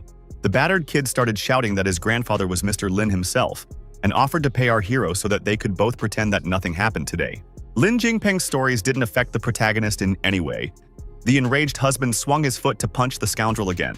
After being kicked in the face, Lin Jingpeng began threatening our hero that he would kill his entire family. Afterward, he swore that he hadn't touched his wife, and offered to pay Wang Han a whole $1 million to stop him from hitting him. The guy did not manage to get our hero to eat. Wang Han pinned him to the floor with his shoe. The scoundrel complained about how much it hurt. Nanan started to recover. The poison made her blush all over, and the girl started complaining about how hot she was. But our hero still couldn't let go of the bastard. He kicked him in the face once more, taking revenge for his wife. After dealing with the criminal, Wang Han ran to his wife and gave her a drink of water, supporting her head with his hand. Lin Jingpeng immediately started calling his grandfather and shouting into the phone to come quickly, because they want to take his life. The guy in the blue jacket looked at our hero with horror on his face, who came up to him and loomed over him like an intimidating shadow. The main character decided to teach the scoundrel a lesson again, so he kicked him right in the face again. Soon, Wang Han was sitting in another hotel room, with Lin Jingpeng lying on the floor, both of them waiting for someone to arrive. After a while, an elderly man with a walking stick entered the hotel room and announced his arrival to the young master. The angry guy frowned at the old man and asked if it was his grandson who was lying on the floor next to him. Lin Jingpeng grabbed his grandfather's leg and started shouting for him to quickly call for people to deal with Wang Han. He looked at his grandfather with pleading eyes and asked if he had come here alone. After apologizing to our hero, an elderly man hit his grandson on the head with a cane and shouted, asking if he really wanted to drive the old man to the grave. He once again hit his careless grandson with a cane when the latter asked why he was beating him and wanted to complain about the delivery man. The elderly man turned to the young master and said that it was Wang Han who would decide what to do with this bastard, his grandson. Lin Jingpeng looked at his grandfather dumbfounded. He didn't understand why the old man called this delivery guy young master. The main character got up from his chair, holding a cigarette between his fingers, and told old Lin that he knew their rules perfectly well himself. The sweating grandfather replied, looking down at the floor, that he knew that those who abused women were punished with castration. Shaking all over, the grandfather turned to his grandson, calling him a brute, and accused him of disgracing their entire family. An elderly man swung his sharp cane to execute the punishment for his delinquent grandson. Mr. Lin punched him between the legs with such force that the scoundrel put his hands to his head and screamed in pain for the entire hotel. Meanwhile, Nanan woke up in another room, hearing someone yelling. She didn't understand what she was doing here and why her head was spinning. At that moment, a terrified Lin Zuifu ran into the room, shouting that she had learned from her grandfather that Lin Jingpeng didn't know the boss at all. She asked her friend if that freak had done something to her, and Nanang said that she didn't really remember anything, only that someone had broken in and beaten Lin Jingpeng. Lin Zuifu reassured her friend, saying that the main thing was that she was fine, and suggested that she leave this place first. The blonde girl was surprised when she noticed a black pearl with the image of a dragon on the bed. Nanan said that this bead looked familiar to her, and her friend asked if it wasn't something that the young master who saved her had left behind. The red-haired girl agreed with the blonde's suggestion and replied that it looked like it was true. She asked her friend to help her find out who had saved her, and Lin Zuifu couldn't wait to deal with that dog Lin Jingpeng. The main character returned to that hotel room and found that his wife was no longer there. He assumed that she was scared out of her mind and ran away. He decided that he had to deal with his grandfather's case immediately, otherwise he would lose his temper, and reached into the inside pocket of his courier jacket. The guy was horrified when he found out that his bead was missing. He thought that he dropped it in the gym during sparring. Suli met up with his grandfather, the head of the family, and the old man asked what happened to get beaten up like that by that delivery guy. The guy complained about the courier, saying that he was not an ordinary guy because he was somehow connected with the Black Dragon organization. Mr. Lei, who came with him, smiled maliciously and said that the Black Dragon group wasn't much either. The grandfather asked Mr. Lei if he knew what to do, and the man asked if the old man's power wouldn't go back to the old man's hands if Nanang died. Suli started to wonder what the young master was driving at. He wanted to tell him about it, but the beaten guy was interrupted. Lei clenched his fist and suggested that they just find people and get rid of the girl, because they know that every day she returns home at the same time. The man with the mustache looked ahead from under his brows and said that the sooner it happened, the better. Suli was fired up with this idea. The guy said that he wouldn't even wait until tomorrow, but would search for people today. At sunset, the main character and his adopted daughter were returning home after he picked her up from school. At home, the guy told Guoguo to go do her homework while he prepared lunch, and Jiang Tan was waiting for them inside. The eldest princess called the girl over and took her backpack, offering to help Guoguo do her homework. The protagonist picked up the phone, wondering if Nanan had eaten today or not, because the girl must have been very scared. The guy wrote that he had prepared her favorite dishes and offered to bring them to her, but the girl refused, saying that she would eat at home. Wang Han concluded that his wife wasn't up to eating at all, and then he was disturbed by a phone call. It was Su Li, who admitted his guilt and invited the guy to have dinner together in the evening to settle all the problems. Our hero agreed to show up for a family dinner before 8:30 in the evening. Su Li was happy and said goodbye to his son-in-law. Wang Han was at a loss as to why his wife's cousin had started acting like a human being. He was completely unused to it.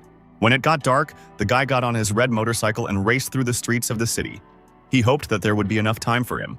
The main character drove up to a pedestrian crossing and was forced to stop to let pedestrians pass.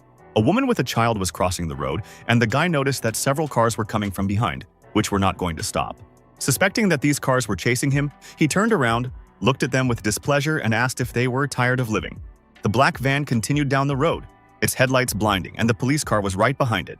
Our hero was still standing near the pedestrian crossing and waiting for pedestrians to clear the way. But the van did not stop. After a few meters, the black car finally stopped right next to the woman who was leading her son by the hand across the road.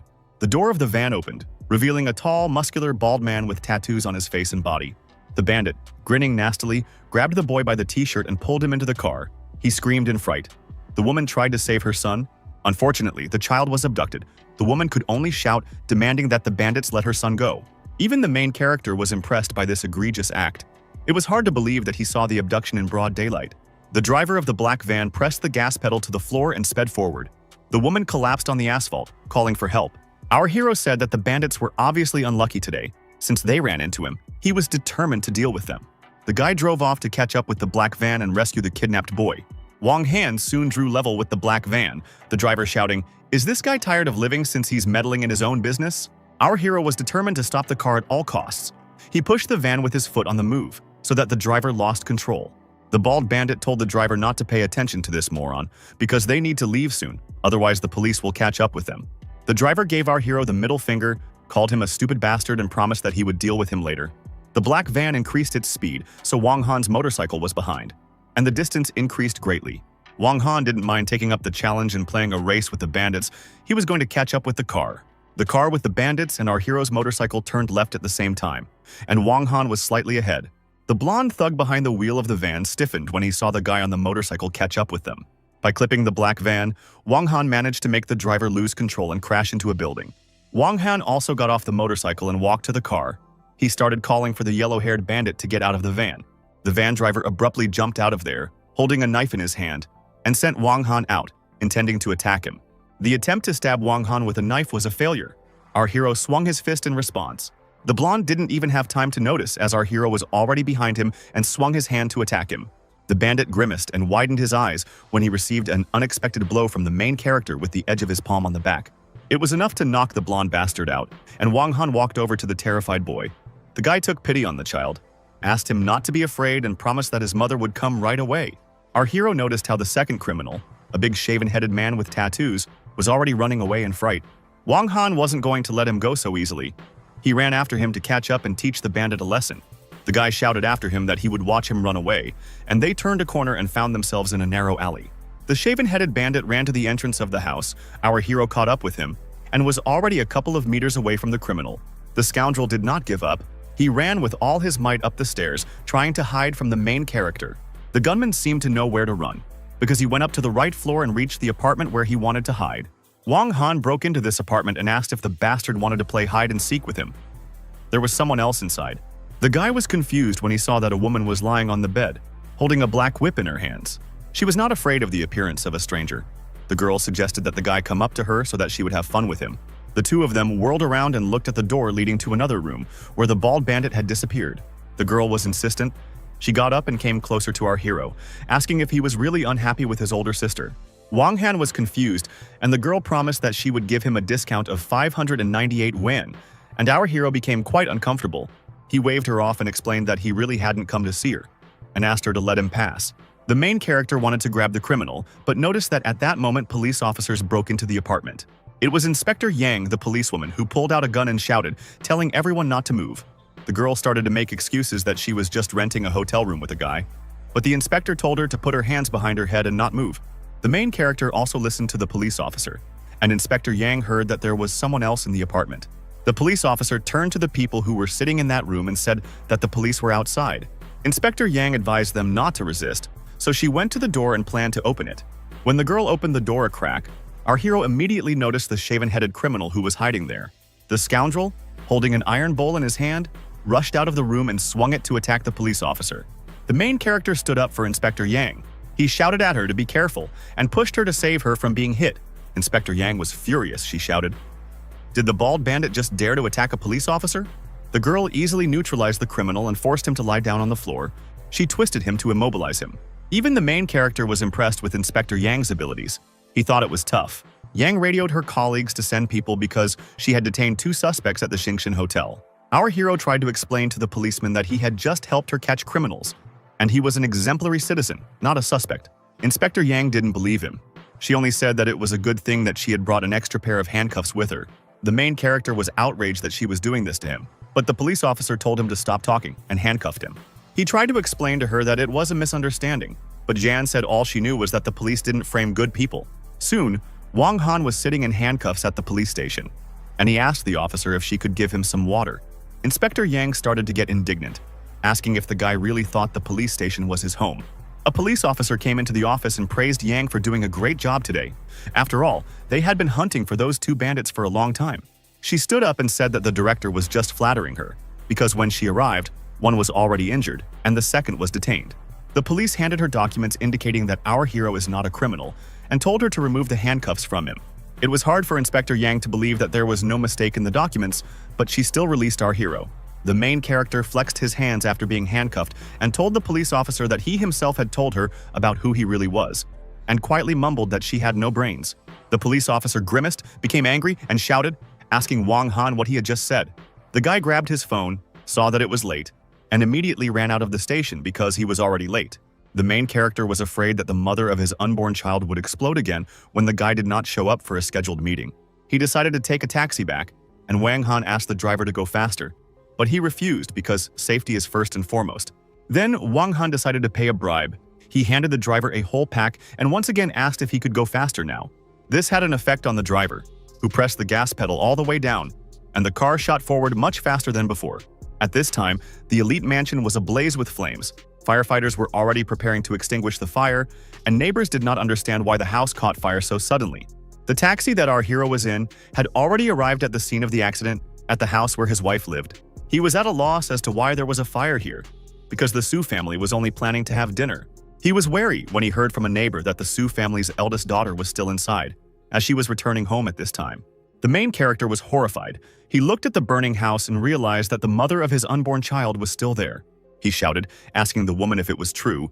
She replied that Nanan returns home every day at this time. Without hesitation, our hero tore off his jacket and rushed forward to check if his wife was really still there. The neighbor tried to stop him, because the fire is too strong, and you should not be reckless. The firefighter also shouted, trying to reason with him. The woman put her palms together and turned to the heavens, and the firefighters called for backup because the guy broke into the center of the fire. It turned out that Nanan Yi had no idea about the fire all this time. She just got out of the car and saw it. The girl approached the neighbor and asked why the house was on fire. The woman was shocked when she saw that Nanan was fine. The neighbor was startled and immediately admitted that because of her, that young guy had just sacrificed himself for Nanan in vain. Nanan asked what kind of young guy the woman was talking about, and if there was anyone else left in the villa. She was shocked when she heard from a neighbor that a burly young guy just now, upon hearing that Nanan was inside, rushed into the fire. The girl started shouting her husband's name. She wanted to rush into the fire after him, but the fireman held her tightly. Nanan was sobbing and shaking violently, grieving for Wang Han. And a neighbor said that in such a big fire, even bones melt. The firefighters asked the girl to accept their condolences, and Miss Su collapsed to her knees and continued to cry, shouting her husband's name. Firefighters began to put out the fire with hoses, and Ms. Sue complained that her husband was able to just leave her. As the flames subsided, the acrid smoke revealed the silhouette of a man who had climbed out of the burning house. It turned out that it was the main character, whose body was engulfed in flames. Firefighters immediately gathered to extinguish it. Firefighters extinguished the fire on the body of the guy, who helped himself with his hand and admitted that he almost died of fear. Mrs. Sue saw that her husband had survived and immediately rushed over to him, shouting his name. The red-haired girl threw herself into his arms, surprising the guy, and asked if he, the fool, was really tired of living. She couldn't stop crying as she hugged the boy tightly and asked what would happen to her and the baby if he died. The main character hugged her back, smiled, asked her not to worry, and assured her that everything was fine with him. Nanan didn't stop yelling at him for scaring him to death, and it wouldn't be worth it if the guy really died. She wanted to see if her husband was injured, and the neighbor also advised him to go to the hospital and check up. But Wang Han refused.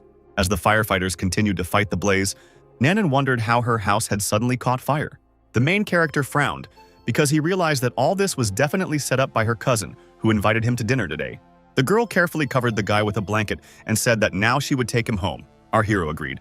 Soon, Nanan's red car drove up to the apartment complex where her husband lived. At home, our hero told her that earlier Suli called him and invited him to dinner, but he couldn't come because he was late. Nanan said that she had set up cameras at home, and the recording was saved in her phone, and she intended to put her brother away if he was behind the fire. The girl looked at the video from the cameras and was convinced that the fire was set up by her cousin. She saw him enter the house with two guys who were dragging cans of gasoline. Wang Han told the mother of his unborn child that they needed to eat first, and that they could deal with this scumbag tomorrow. Nanan picked up her chopsticks and started eating the hot noodles, but all her thoughts were filled with wanting to take revenge on her cousin. The next day, our hero again saddled his red motorcycle. He was driving along the intersection when he noticed a red car. He had to stop abruptly when the car didn't let him pass, and he shouted, asking if the driver knew how to drive. There was a girl at the wheel, and she apologized and admitted that she was just learning to drive, so she was bad at it. It was Inspector Yang, the police officer who had apprehended our hero, who was outraged and stunned to see that she had met him again. The guy got off the bike and recognized Officer Yang. He said that now it is not surprising that the girl rammed him. The inspector got out of the car, looked at him in disbelief and asked what he was doing here. The guy replied that he worked here. They entered the gym. Jan asked why she hadn't seen him before because he always trains here. Our hero replied that he got a job only yesterday. The students respectfully greeted their new boxing instructor, who waved them on and wished them a good morning. Inspector Yang was displeased when she heard that our hero was a boxing coach, so he looked at her sideways and asked why he couldn't be one. She screamed that the guy couldn't even beat her, but still came here and got a job as a trainer. The main character wanted to leave, but Inspector Yang shouted that she didn't believe him and wanted to fight him to test his abilities. Wang Han replied that he didn't fight with women, but the woman was serious, and she warned him that she would hurt him if he stared at her. She once again shouted that she did not believe him, wanted to attack the guy, but our hero jumped out of the way in time. Wang Han didn't want to fight her. He warned her that he would only fight her with one hand, but she would have to hit her forehead if she lost to him. Jan was about to launch a jump kick at him, yelling at the bully that he had already lost to her, but was still playing tough. The main character easily protected himself with his hand from the girl's leg and told the inspector that she had no strength at all. The guy was taken aback when he saw that the policeman was not going to give up. She rushed at him with a frenzied expression on her face. Glaring at her opponent, the girl swung her fist at full range to hit the guy. The main character managed to duck when Inspector Yang tried to kick him in a jump. Our hero asked her if that was all she was capable of, and if she was only brought to the police because she was assigned by an acquaintance. Inspector Yang shouted for the guy to cover his mouth, and once again raised her leg up to try and attack him. The girl straightened her leg, trying to hit the opponent's head with her foot. But this time, she did not succeed. After doing a backflip, Wang Han retreated to a safe distance and shouted that it was his turn since she no longer had any trump cards, but she did not want to let him attack. The girl rushed forward in a jump, demanding that our hero not be arrogant. This time, the persistent policewoman managed to slap Wang Han across the jaw with her palm, making him grimace. But after a moment, she tensed as her opponent grabbed her arm to disarm her. The main character also immobilized the girl's other arm, then pressed it to him and, frowning, looked into her eyes. Inspector Yang began to feel embarrassed and indignant, trying to escape from the strong hands of our hero. The girl screamed in pain. She screamed, demanding from the guy that he immediately let go of her hand. Tears were already starting to form in her eyes, and the guy abruptly released her, causing her to lose her balance. Smiling, Wang Han asked if she admitted defeat. The disgruntled policewoman admitted that her skills were inferior, and she lost. Since she admitted defeat, the main character wanted the girl to carry out the punishment.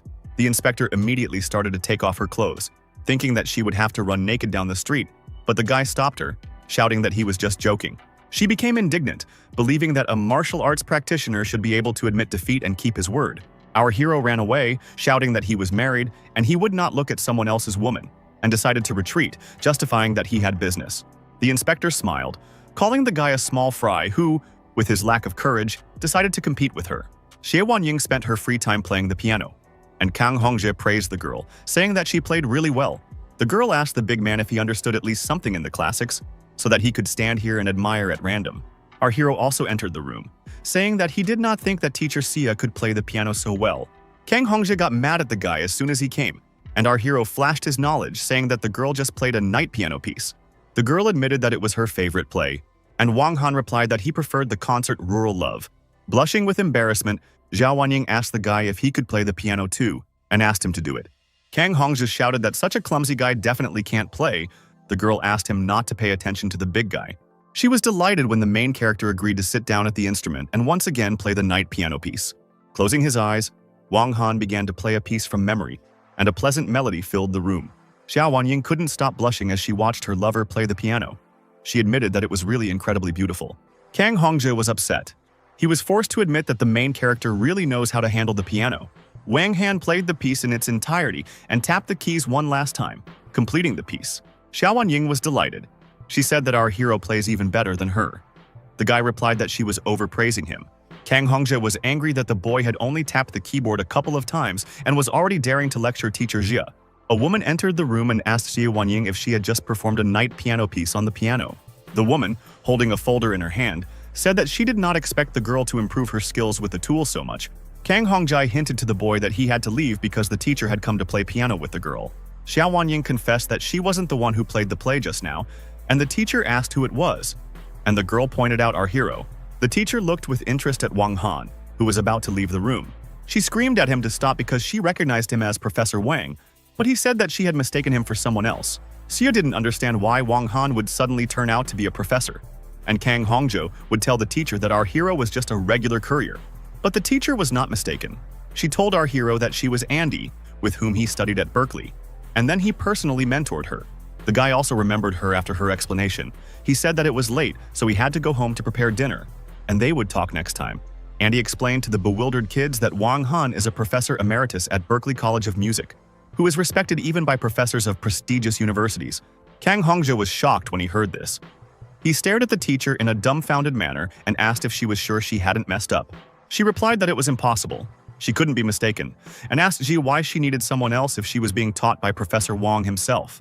The stunned girl stammered back that she hadn't expected the subject of her affections to be a professor. Our hero returned to his wife. She asked how his work in the wushu hall was progressing, and he replied that everything was fine. The guy was surprised when someone started calling him, because he no longer works as a courier, and saw that it was an old man. He went to the window and answered the phone, and they immediately yelled at him for being impudent by getting into the wushu hall on his own. The old man, sitting on the throne, warned the boy that he would call his older sister to talk to him properly. The main character decided not to argue with the man, saying that he had already decided everything for him, so there was nothing to say to him. The man said that someone stole the Buddha's head from the museum and is going to sell it abroad, so Wang Han needs to return the stolen exhibit to the museum. Behind the theft was Changren, a mad organization in the criminal world that always acts harshly and directly, without recognizing the laws. The man also told the boy to keep the pearl with him at all times, and Wang Han thought that he needed to find out what was missing as soon as possible. Otherwise, he would have problems. Nanan asked if something was wrong, and her husband said that it was fine and she should have a quiet meal while he met with one person. The girl told the guy to be careful. He mumbled something in response and announced that he was already leaving.